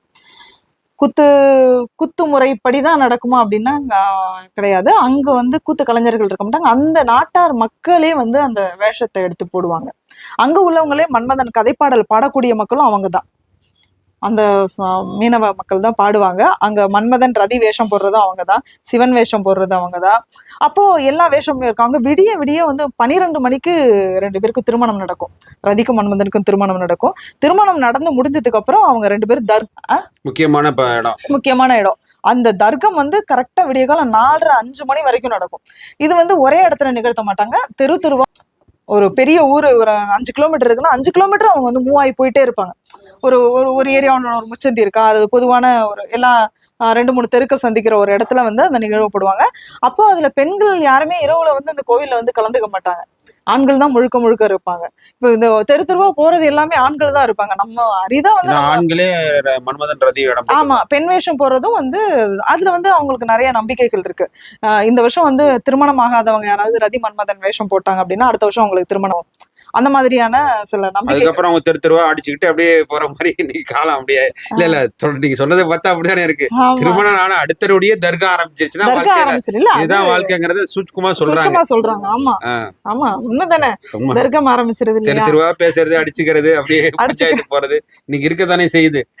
அப்போ அந்த தர்க்கம் வந்து அங்க எப்படி வந்து நடக்குது. ஒரு பெண்ணா இருந்து நீங்க விடிய விடிய இதெல்லாம் இது ஆமா இது வந்து விடிய விடிய வந்து அவங்க கூட நம்மளும் மூவ் ஆகி போய்கிட்டே தான் இருக்கும். எத்தனை தெருவுக்கு போறாங்களோ தெரு தெருவா பிச்சை எடுக்காத குறையாதான் நாங்க வந்து தரவுகள் எடுத்துட்டு இருக்கோம். உண்மையான விஷயம் அப்படிதான். அப்போ நம்ம அந்த தரவுகள் அப்படிங்கிறது சமூகத்துக்கு எந்த மாதிரியான விஷயத்த நம்ம கொண்டு போய் சேர்க்க போறோம், என்ன எடுத்துக்க போறோம். அப்போ மன்மதன் அப்படிங்கிற ஒரு பார்வையை வந்து மாத்தணும் இல்லையா. பொதுவா மக்கள்கிட்ட வந்து மன்மதன்னா இப்படிதான் இருப்பாரு, மன்மதன்னா காமத்துக்குரியது அப்படின்னு நம்ம பார்க்கக்கூடிய ஒரு விஷயத்தை தாண்டி மன்மதன் வழிபாடு வந்து அதுவும் வந்து நம்ம பூர்வ கூடி எப்பயில இருந்து வந்து அதை வந்து நம்ம வழிபாட்டுக்கு எடுத்துட்டு இருக்கோம், என்ன மாதிரியான செயல்பாடு. அப்போ மக்கள் எல்லாம் வந்து ஒன்று கூடுறாங்க. அந்த இடத்துல வந்து அவங்கள்ட்ட எந்த ஒரு பாகுபாடும் இல்லை. அந்த வேஷம் போடுறதுக்கு வந்து ஒரு வீட்டுல இருந்து எல்லா வீட்லயும் வரி வாங்குவாங்க. அப்ப வந்து அங்க வந்து சில பிற்படுத்தப்பட்ட சமூகம் அடித்தள மக்கள் எல்லாரையும் கூட்டு வந்து அந்த விழாவில வந்து பங்கெடுக்க வைக்கிறாங்க. அவங்க அந்த கதைப்பாடலை பாட பாட இங்க வந்து அந்த கொட்டு அடிச்சுக்கிட்டு அந்த கொட்டு வந்து அதை அடிக்கிறதுக்கும் அந்த பாட்டு பாடுறதுக்கும் அந்த இசையும் அந்த பாடலும் வந்து மக்கள் வந்து விடிய விடிய கேட்டுக்கிட்டே இருப்பாங்க. அப்போ அங்க உள்ள எல்லா சமூக தொழிலுக்கும் வந்து அங்க வந்து ஒரு வாய்ப்புகள் அந்த இடத்துல எல்லா சமூகம் எல்லா உயிருக்கும் அங்க வந்து ஒன்னா வந்து அந்த இடத்துல வந்து எல்லாரும் ஒன்னா சேர்ந்துதான் ஆகணும். இப்போ நான் வந்து இதுக்கு செய்ய மாட்டேன் அப்படின்னா அப்ப வந்து அங்க வந்து மெயினா வந்து அரளியில தான் வந்து அந்த வில்லெல்லாம் செய்வாங்க, வில்லம்பு செய்வாங்க. ரதி மர்மனம் அந்த அரளியை வந்து ஒடிச்சிட்டு வந்து கொடுக்கக்கூடியவர் வந்து ஒரு சமூகத்தை சார்ந்தவரா இருப்பாரு.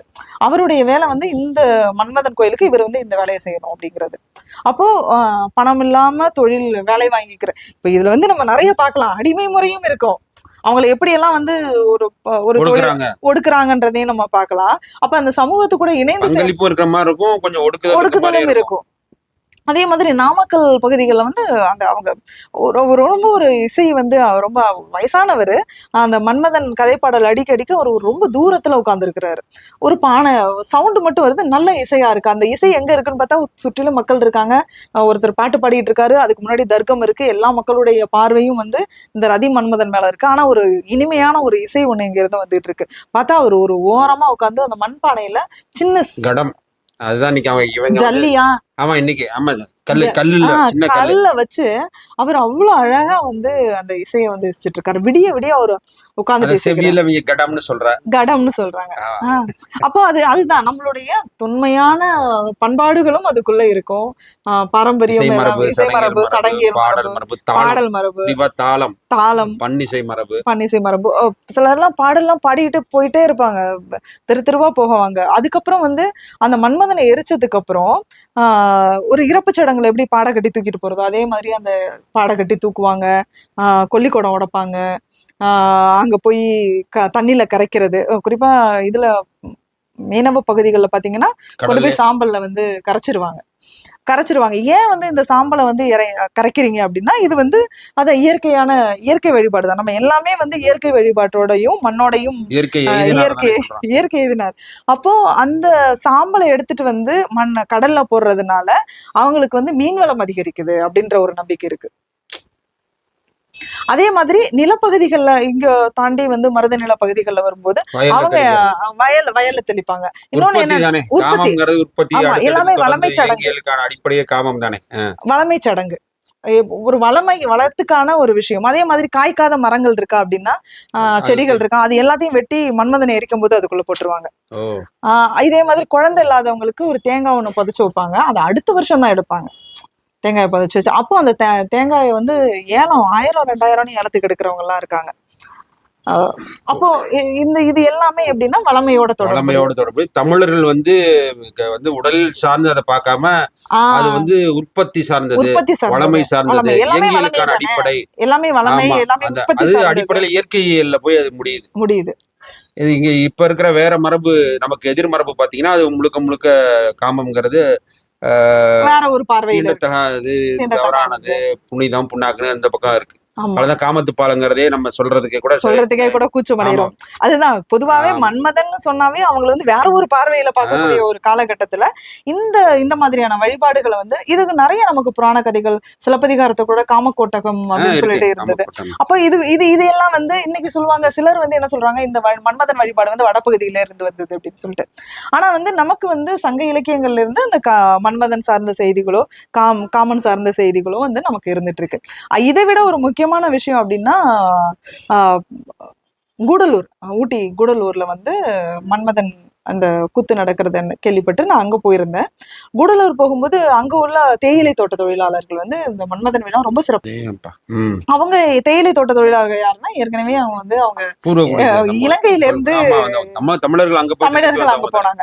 இப்ப அவங்கள்ட்ட கேட்கும்போது இது வந்து நாங்க இலங்கையில கொண்டாடணும், இலங்கையில இன்னும் வந்து மன்மதன் கூத்து வந்து நடந்துட்டு இருக்கு, காமங்குத்து அப்படின்னு சொல்லிட்டு, காமண்டி, காமன் பண்டிகை அப்படின்னு சொல்லிட்டு அதுக்கு நிறைய பெயர்கள் இருக்கு. அப்போ இவங்க வந்து என்ன பண்றாங்க அப்படின்னா, அவங்க வந்து அங்க உள்ள பண்பாட்டுப்படி இங்க இருந்து அங்க எடுத்துட்டு போறாங்க மன்மதனை. அவங்க அங்க வேலை, அவங்க எல்லாருமே ஒண்ணு சேர்றதுக்கான ஒரு இடம், இன்னொரு ஒரு ஊருக்கு போகும்போது மக்கள் எல்லாம் ஒண்ணு கூடுறதுக்கு ஒரு இடம் வந்து ஒரு விழா, அவங்களுடைய களைப்புகளை போக்குறதுக்கு, அவங்களுடைய உளவியல் சிக்கல்களை தீர்ப்பதற்கான ஒரு இடமாவும் வந்து இந்த விழாக்கள் வந்து இருக்கு. அப்ப அங்க இருந்துட்டு எடுத்துட்டு வரும்போது அங்க உள்ள பண்பாட்டின்படி திரும்ப இங்க வந்து செய்யறாங்க, மாறுது. இப்ப இது எல்லாமே ஒரே மாதிரி இருக்குமானா வருஷம் மாறிக்கிட்டு இருக்கும். ஒரு பகுதிக்கும் ஒவ்வொரு வருஷமும் ஒரு சில மாற்றங்களை வந்து நீங்க வந்து மன்மதன் குத்துல வந்து பார்க்கலாம். சோ இந்த மாதிரியான ஒரு வளமைக்கான ஒரு விஷயமா வந்து நீங்க உங்களுடைய சோடியல் ஆய்வை பத்தி ஒரு தனி எபிசோடு எடுக்கிற அளவுக்கு இருக்கு. ஆமா, அந்த அளவுக்கு வந்து மிக பிரம்மாண்டமா போகுது. உள்ளபடியே இந்த பொழுது ஆக்கப்பூர்வமான பொழுதாக மாறி இருக்கு.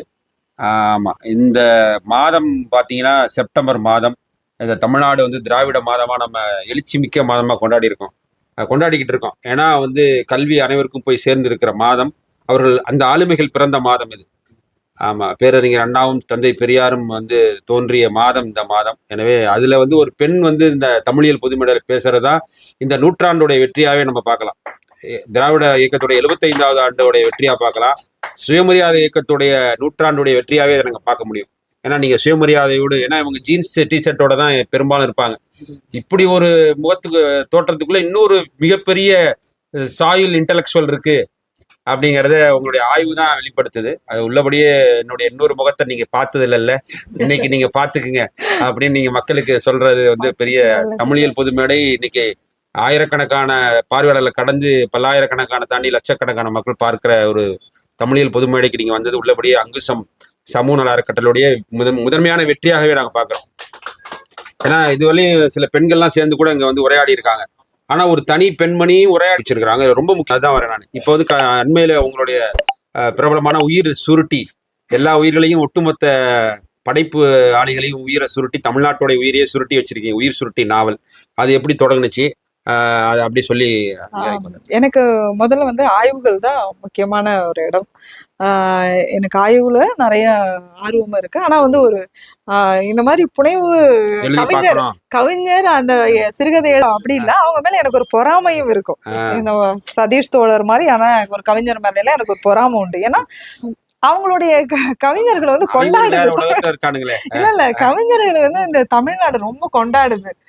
கவிஞர்களை சொல்றீங்க கொண்டாடு, உண்மையுமையான விஷயம். ஆனா வந்து எனக்கு ஆய்வு பகுதிகள்ல வந்து நிறைய எஃபோர்ட் போடுறோம் இல்லையா, ஃபீல்டுக்கு போறது, அங்க பண்றது, இதை பண்றது. ஆனா வந்து நம்ம டேபிள்ல உட்காந்து கூட அதை டேபிள் ஒர்க்ல நம்ம முடிக்க முடியும் அப்படின்றது வந்து புனைவு அப்படி இல்ல தோழர். நான் வெற்றி பெற்றேன்னா என்னன்றது நீங்க தான் சொல்லணும், சமூகம் தான் சொல்லணும். நிச்சயம் வெற்றி அடைஞ்சிருக்கீங்க. அப்போ அது அப்படி இருக்கும்போது எனக்கு வந்து புனைவு எழுதணும் அப்படிங்கிற ஒரு ஆர்வத்தை ஏற்படுத்தினவர் வந்து மத்திய பல்கலைக்கழகத்துல பேராசிரியராக பணிபுரிந்த மு. திருநாவுக்கரசு. அவர் தான் வந்து என்னுடைய நூல்களை வந்து அந்த பதிப்பகத்தில் அதிகமாக போடும்போது அவர் என்னுடைய எழுத்தை பார்த்துட்டு உனக்கு வந்து புனைவு நல்லா வருமா, நீ வந்து புனைவை வந்து ட்ரை பண்ண அப்படின்னு ரொம்ப நாளாக சொல்லிட்டு இருந்தாங்க. அப்போ புனைவு வந்து எங்கிருந்து தொடங்கலாம் அப்படின்னா, முதல்ல வந்து நாட்டார் வழக்காற்றியல் தான் நமக்கு அடிப்படை. அப்போ அதுல வந்து வட்டார வழக்குங்கிறது முதன்மை. அப்போ அந்த வட்டார வழக்கை வந்து நம்ம வந்து வட்டார வழக்கை வந்து முன்னிலைப்படுத்தி தான் வந்து நம்ம ஒரு நாவல் எழுதணும். எப்படி கீரா அளவுக்கு இல்லைனாலும் கீராவை அடியொற்றியாவது நம்ம வந்து வரலாம். வரலாம் டெல்டால இருந்து ஒரு பெண் கீரா வந்தா வரக்கூடாதா அப்படிங்கிற ஒரு முயற்சி அப்படின்னு எடுத்திருக்கீங்க. சொல்லிட்டு நான் வந்து வட்டார வழக்குல அந்த முயற்சியை வந்து எடுத்தேன். அது முழுக்க முழுக்க அதுக்குள்ளேயும் வந்து நாட்டார் வழக்காறுகள் தான் நிறைய இருக்கும். ம். பொதுவா புனைவு வந்து எந்த இடத்துலயுமே வந்து கொஞ்சம் கூட வட்டார வழக்கு மாறிடக்கூடாது அப்படிங்கறதுல வந்து கவனமா இருந்தேன். திருத்தமான ஒரு தமிழ்ல இருக்கணும் அப்படிங்கிறது. ஏன்னா இன்னைக்கு வட்டார வழக்கு வந்து நம்ம பேசுறதுக்கே கூச்சப்படுற ஒரு சூழல் தான். நம்ம வெளியில வந்தோம், நண்பர்கள்ட்ட பேசினா கூட நம்ம வந்து அவங்களுக்கு ஏத்த மாதிரி தான் பேச ஆரம்பிச்சிடும். மொழியிலே கொஞ்சம் அவருக்கு ஒரு நாகரிக மாதிரி அப்படி மெயின்டைன் பண்ணிக்கிறாங்க. அடிப்படையில நம்ம ஒரு பக்கா பட்டிக்காட்டான்ற மாதிரி. ஆனதான் என்னுடைய மாணவர் மணிய பட்டிக்காட்டான் கலைக்குழுனே பட்டிக்காட்டான் கலைக்குழுனே வச்சிருக்காங்க. ஆமா, பட்டிக்காட்டான் கலைக்குழு. அந்த சட்டையை பார்த்த உனாது வாத்தியார்னு சொல்லுவானா, ஒரு பட்டிக்காட்டான் வேற ஒரு வேடம் தரித்திருக்கிறான் அப்படின்னு சொல்லியிருப்பாங்க. அப்போ நமக்கு வட்டார வழக்குங்கிறது எந்த அளவுக்கு முக்கியமா இருக்கு? இன்னைக்கு வரைக்கும் நம்மளுடைய தமிழை வந்து தக்க வச்சிட்டு இருக்க இடம் யாரு அப்படின்னா அந்த வட்டார வழக்கு தான். வட்டார வழக்கு நம்ம இன்னைக்கு இல்லை அப்படின்னா திருந்திய தமிழ், அந்த தமிழ், இந்த தமிழ் எல்லாமே உள்ள கொண்டு வந்துருவோம். செந்தமிழ் இப்ப நம்ம எழுதணும், இப்ப நான் எழுதிட்டு இருக்கேன் அப்படின்னா பேராசிரியர்கள் யாரும் பார்த்தாங்கன்னா இது என்ன எழுத்துமா எழுதிட்டு இருக்க, இதுக்கு பேரு எழுத்தாமா, இது பேரு ஒரு நாவலாமா அப்படின்னு. அப்போ எப்படி வேணா வந்து அதை மாத்தலாம் அப்படிங்கிற நவீன இலக்கியத்துல வந்து நம்ம அதை வந்து கொண்டு வரணும் அப்படின்ட்டு முழுக்க முழுக்க வட்டார வழக்கு. அது குறிப்பாக வந்து நாகை மாவட்டம் சார்ந்த ஒரு வட்டார வழக்கு, வேதாரண்யம் பகுதியினுடைய வட்டார வழக்கு முதன்மையா கொண்டு வரணும்னு சொல்றது அந்த உயிர் சுருட்டி நாவலினுடைய ஒரு முதல் புனைவு வந்து அது முதன்மை கூறாக வந்து அதுல எனக்கு தெரிஞ்ச வகையில வந்து முழுக்க முழுக்க வட்டார வழக்குல எப்படி படைப்பாளரும் படைப்புமே வந்து வட்டார வழக்குல பேசுற மாதிரியான ஒரு சூழல் தான் இருக்கு. அது நல்ல வரவேற்பை பெற்றிருக்கிறது பார்த்தோம். தினமணியில தொடங்கி பல்வேறு இணையதழ்கள்லாம் அதை பத்தியான ஆய்வு மதிப்புரைகள்லாம் ரொம்ப சிறப்பாகவே வந்திருக்கு. உள்ளபடியே அங்குசம் உங்களை பாராட்டல. நீங்கள் இதுவரை படைத்த படைப்புகளை மட்டும் பட்டியலிடுங்க. படைப்புகள் அப்படின்னா படைப்புகள் தொகுப்புகள் படைப்புகள் வந்து முதல்ல வந்து ராவுத்தர் சாமி வரலாறு வழிபாடும் அப்படிங்கிறது என்னுடைய முதல் ஆய்வு நூல். அடுத்தது மன்மதன் சுவாமி கதைப்பாடல், நாகப்பட்டினம் மாவட்ட பழமொழிகள் அப்படின்னு சொல்லிட்டு ஒரு நூல். அடுத்தது வந்து சித்திரபுத்திரன் அம்மானை. நாவலை பொறுத்த வரைக்கும் உயிர் சுருட்டி. அடுத்து நிச்சயமா வந்து ஒரு நல்ல நாவலை வந்து சமூகத்துக்கு கொடுக்கலாம் அப்படின்னு அந்த பணிகள் வந்து ஓரளவு போயிட்டு இருக்கு. காலகட்டம் எப்படியும் அது ஏற்கனவே 2-3 வருஷம் ஆச்சு எழுதிட்டு அப்படியே தொடர்ந்து போயிட்டே இருக்கு. தொடரட்டும் உங்களுடைய இதுக்கு எல்லாத்துக்கும் அங்குசம் சார்பாக வாழ்த்துக்கிறோம். ரொம்ப முதன்மையான செய்தி என்னன்னா, நீங்க ஒரு அரசு தொடக்கப்பள்ளி ஆசிரியராக இருந்துக்கிட்டு இவ்வளவுக்கான களங்கள்லாம் எப்படி நீங்க வந்து நேர மேலாண்மையை வச்சுக்கிறீங்க. ரொம்ப முக்கியமா நீங்க உங்களுடைய தொடக்கப்பள்ளியில அரசு பள்ளியோடைய இதையும் அதாவது ரொம்ப முக்கியமா சொல்லல, நீங்க மக்களை பத்தி சொன்னீங்க, ஆய்வை பத்தி சொன்னீங்க. இன்னைக்கு அரசு பள்ளியோடைய இன்னைக்கு இந்த தரம், அங்கே மாணவர்களுடைய நிலைமை, அவங்க எப்படி கற்கிறாங்க, நீங்க எப்படி கனவு ஆசிரியர் விருதெல்லாம் வாங்கியிருக்கிறீங்க தமிழ்நாடு அரசு, அது அந்த தளத்தையும் சொல்லுங்க. எல்லா தளத்திலையுமே நீங்க முத்திரை பதிக்கிறீங்க.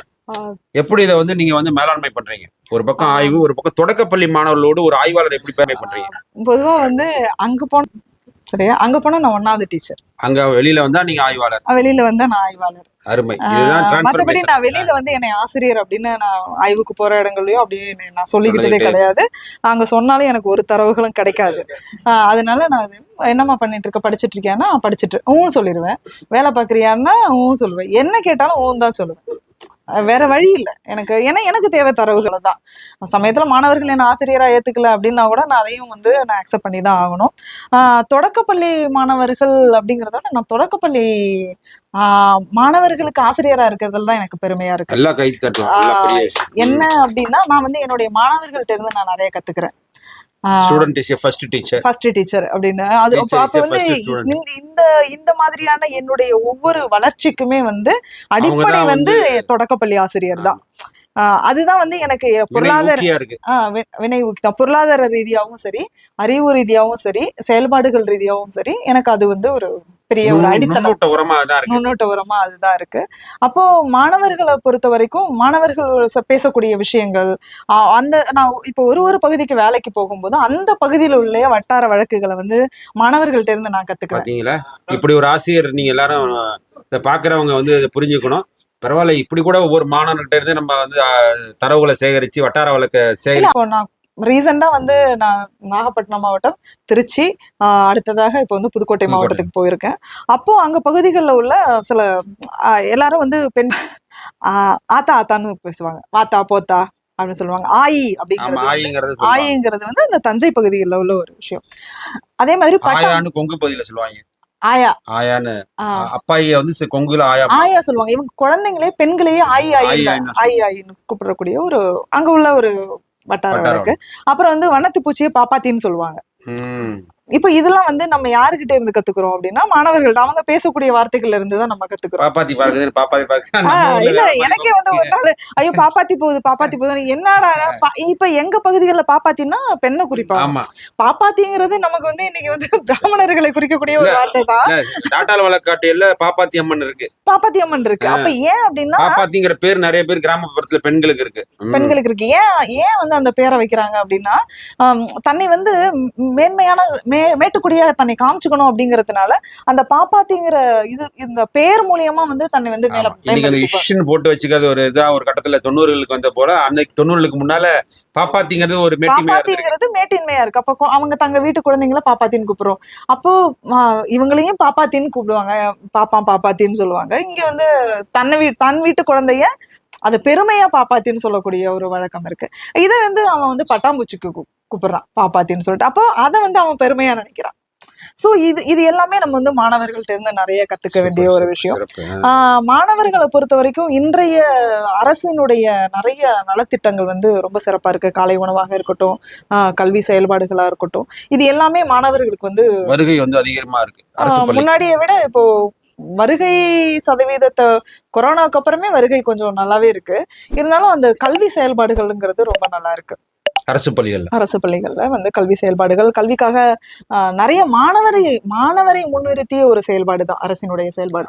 முழுக்க வந்து மாணவரை மையப்படுத்தின ஒரு இன்னைக்கு ஒரு கூட்டம் வந்து அரசு பள்ளியை வந்து சதவீதம் குறைஞ்சிருச்சு, அரசு பள்ளி இழுத்து மூடுறாங்க, மாணவர் வருகை இல்லை அப்படின்னு தவறான தகவலை வந்து ஒரு புள்ளி வரத்தை சொல்லி இப்ப அந்த தகவல் எடுத்துட்டாங்க. இல்ல இது இன்னைக்கு அதை வந்து நம்ம இங்க இருக்கிற ராஜ்பவனே வந்து குடியரசு இதுல அறிவிக்கிறாங்கன்னா எவ்வளவு ஒரு நெஞ்சுரம் அவர்களுக்கு தமிழ்நாட்டின் மீது வன்மம், அதுவும் குறிப்பா அரசு பள்ளியின் மீது எவ்வளவு வைத்தறிச்சல் இருக்கும்.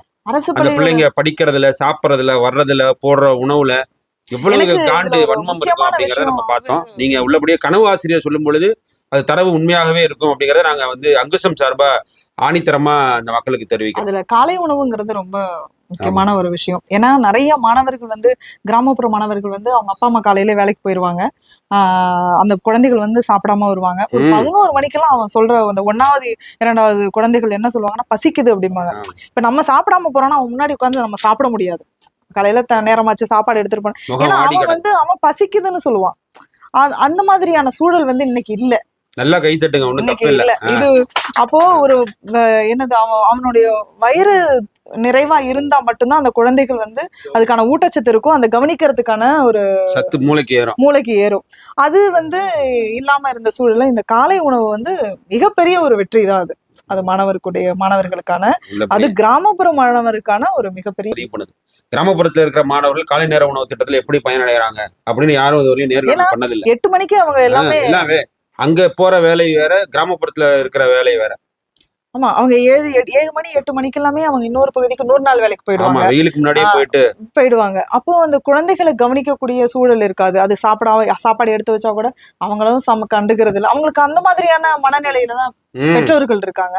அப்ப இந்த மாணவன் வந்து தட்டை எடுத்துட்டு வந்து இங்க வந்து சாப்பிடுறான் இல்லையா, அது வந்து ரொம்ப ரொம்ப மனசுக்கு நிறைவா. ஏன்னா நான் வந்து என்னுடைய மாணவர்கள் வந்து நிறைய வந்து காலை உணவு இல்லாம பாதிக்கப்பட்ட மாணவர்களை வந்து நான் நிறைய பார்த்திருக்கேன். காலையில சாப்பிடாம வந்து தொடக்க காலத்துல இருந்து இப்ப அதுக்கப்புறம் பார்க்கும்போது ரொம்ப மகிழ்ச்சியாக இருக்கு. நீங்க சார்பா கூட நீங்க நன்றியை தெரிவிக்கலாம். ஆமா, நிச்சயமா பள்ளிக்கல்வித்துறைக்கும் தமிழக அரசுக்கும் வந்து நம்ம நன்றியை தெரிவிக்கலாம். கனவு ஆசிரியர் சொல்லும் போது அது சரியாவே இருக்கும். நிச்சயமா இந்த திட்டம் பல்வேறு எல்லா திட்டங்களுமே நல்ல சிறப்பான தமிழக அரசும் சரி, பள்ளிக்கல்வித்துறை அமைச்சரும் சரி ரொம்ப சிரத்தை எடுத்து ஒன்னொன்னையும் ரொம்ப நுணுக்கமா பாக்குறாங்க. இப்போ ஒரு ஆசிரியர் பார்த்தா எப்படி இருக்கும், நம்ம ஒரு மாணவனை வந்து ஒவ்வொரு மாணவனையும் தனித்தனியா பார்ப்போம் இல்லையா, அந்த மாதிரி பள்ளிக்கல்வித்துறை அமைச்சருடைய பார்வை இருக்கிறத வந்து நிச்சயமா நான் பதிவு செஞ்சுதான் ஆகணும். அந்த அளவுக்கு மாணவர்கள் மீது அக்கறையும் அவங்களுக்கான தேவைகளை நிறைவேற்றக்கூடிய கல்வி மற்றும் அந்த சூழல் அவனுடைய சூழல் எப்படி இருக்கு, அதை ரொம்ப கட்டமைப்பு அப்படி இருக்கு. கட்டமைப்பு, அவனுடைய சுற்றி இருக்கிற சூழலை வந்து சரி பண்ணாதான் வந்து அவன் பள்ளியில சரியா கல்வி கற்க முடியும். அப்போ அவங்க வந்து சுற்றிலும் எல்லாத்தையும் வந்து அந்த மாணவன்ற மையத்துக்கு வரும்போது அது நிச்சயமா வந்து ஒரு மிகப்பெரிய ஒரு வெற்றியை வந்து, அதனாலதான் வந்து அடுத்தடுத்த பல்வேறு மாநிலங்களும் வந்து இந்த அரசினுடைய திட்டங்களை வந்து பின்பற்றக்கூடிய ஒரு நிலையை வந்து நம்ம பார்க்க முடியுது. ரொம்ப நன்றி. நன்றி. இதுவரை உங்களுடைய மிக சிறப்பான நேரத்தை 3 ஆண்டுகள் ஒரு ஒரு தரவுக்காக 3 ஆண்டுகள் காத்திருந்துலாம் ஒரு தரவை நீங்க எடுத்திருக்கீங்கன்னா உங்களுடைய கடுமையான உழைப்புங்கிறது எவ்வளவு இருக்குங்கிறத இப்போ ஒரு வார்த்தையில சொல்லிட முடியாது. அவ்வளவு செய்திகளையும் கொண்டு வந்து இந்த ஒரு வட்டமேஜை மாதிரி இங்க இருக்கிற அந்த அங்குசம் வட்டமேஜை, ஏன்னா இது வட்டமா தான் இருக்கு, வட்டமேஜை மாநாடு மாதிரி இதுல வந்து உங்களுடைய ஆய்வெல்லாம் கொண்டு வந்து இறக்கி வச்சிங்க பாத்தீங்களா. உள்ளபடியே இந்த அரங்கம் அவர்களை கொண்டாடுகிறது. உங்களுடைய ஆய்வு தொடர்ந்து நீடிக்க வேண்டும், தொடர்ந்து செல்ல வேண்டும். அதே போல அடுத்தடுத்து இன்னும் நிறைய உங்களை பத்தியான நேர்காணல்கள் அங்குசம் உங்களை அழைக்கும். ஏன்னா நிறைய சுவடியை பத்தி பேச வேண்டியிருக்கு, அரசு பள்ளியை பத்தி பேச வேண்டியிருக்கு, உங்களுடைய இன்னும் ஆய்வுக்கானங்களை பத்தி பேச வேண்டியிருக்கு, பெண் எழுத்து, பெண் புனைவு எழுத்து எல்லாம் பத்திலாம் நீங்க பேசுவதற்கு நீங்க திருச்சிக்கு வர வேண்டும் என்று அன்போடு வரவேற்கிறோம். இப்பொழுது அங்குசம் சார்பாக உங்களுக்கு நன்றியையும் வாழ்த்துக்களையும் பாராட்டுகளையும் தெரிவிக்கிறோம். கேடில் விழிச்செல்வம் கல்வி ஒருவருக்கு மாடல்ல மற்றாய் எவை என்ற வள்ளுவத்திற்கு அடிப்படையாக ஒரு பெண் இயங்குகின்ற பொழுது, அதுவும் குறிப்பாக நாட்டார் வழக்காற்றியலில் பெண் இயங்கியல் என்பது அவ்வளவு எளிதானதல்ல. அதையெல்லாம் உடைத்துவிட்டு சமூக இயங்கியலுக்கு பெண் தான் அடிப்படை, அதில் நாட்டார் வழக்காட்டியல் இன்னும் கூடுதல் அடிப்படை என்பதை ஆணித்தரமாக வலுவாக எடுத்து வைத்தவங்களுக்கு நெஞ்சம் நிறைந்த நன்றியை நாங்கள் தமிழியல் புதுமடை சார்பாக பேசுறதுக்கும் நல்ல ஒரு வாய்ப்பா இருந்தது. உங்களுடைய கேள்விகளும் ரொம்ப நல்லா இருந்தது தோழர், மிக்க நன்றி. ஒரு செய்தியோட முடிக்கலாம் நினைக்கிறேன், எனக்கு பொருந்தோம். ஏன்னா கிரிப்ஸ் கமிஷன் இந்தியாவுக்கு வந்து விடுதலை கொடுக்கலான்னு முடிவு பண்ண பொழுது 1946 அங்கீகரிக்கப்பட்ட 3 அமைப்புகளை கூப்பிட்டு அவங்க கேட்கறாங்க, இந்தியாவுக்கு விடுதலை கொடுத்தெல்லாம் போராட்டம் அதிகரிச்சிருச்சு, இனிமேல் கட்டுப்படுத்த முடியாதுன்னு. அப்ப 3 நிறுவன அமைப்புல இருந்து கூப்பிட்ட பொழுது ஒருத்தர் வந்து அந்த முஸ்லீம் லீக்குடைய தலைவர் முகமது அலி ஜின்னா, இன்னொருத்தர் வந்து பாத்தீங்கன்னா அன்னைக்கு இருந்த காங்கிரஸ் கட்சியினுடைய தலைவராக இருந்த அபுல் கலாம் ஆசாத், இன்னொருத்தர் வந்து இந்த சமஸ்தானங்களுடைய பிரதிநிதியா வந்தவர் வந்து பீகார்ல இருந்து ஒரு நவாப். இந்த 3 பேருமே இஸ்லாமியர் தான். இந்த இஸ்லாமியர்களை கேட்டுத்தான் இந்தியாவுக்கு விடுதலை தர எப்படி சுதந்திரம் எப்போ கொடுக்கலாம், எந்த மாதிரி கொடுக்கலாம்னு முடிவு எடுக்கப்பட்டது. எனவே அந்த இஸ்லாமியர்கள் தான் இன்னைக்கு இந்த நாட்டை விட்டு வெளியேற வேண்டும், மாநிலத்தை விட்டு வெளியேற வேண்டும், அந்த பகுதியை விட்டு வெளியேற வேண்டும்லாம் பேசிட்டு இருக்கிற ஒரு வெறுப்புவாதம் இருக்கிற சூழலில் ஒரு ராவுத்தர், குறிப்பா நாட்டார் வழக்காற்றியல்ல ராவுத்தரை பத்தி கொண்டு வந்து பேசி தமிழ்நாடு வந்து சமயத்துக்கு பொதுமையாகவே இருந்திருக்கிறது, சமயத்தோடு இணக்கமாகவே இருந்திருக்கிறது, பண்பாட்டிலும் சடங்கிலும் உணவிலும் எல்லாவற்றிலும் சகோதரத்துவத்தோடு இருந்திருக்காங்கிறதுக்கான அடித்தள வரலாற்றை கொண்டு வந்து மக்களிடம் கொண்டு வந்து சேர்த்த உங்களுக்கு மீண்டும் அங்குசம் சார்பாக நன்றியை தெரிவிக்கிறேன்.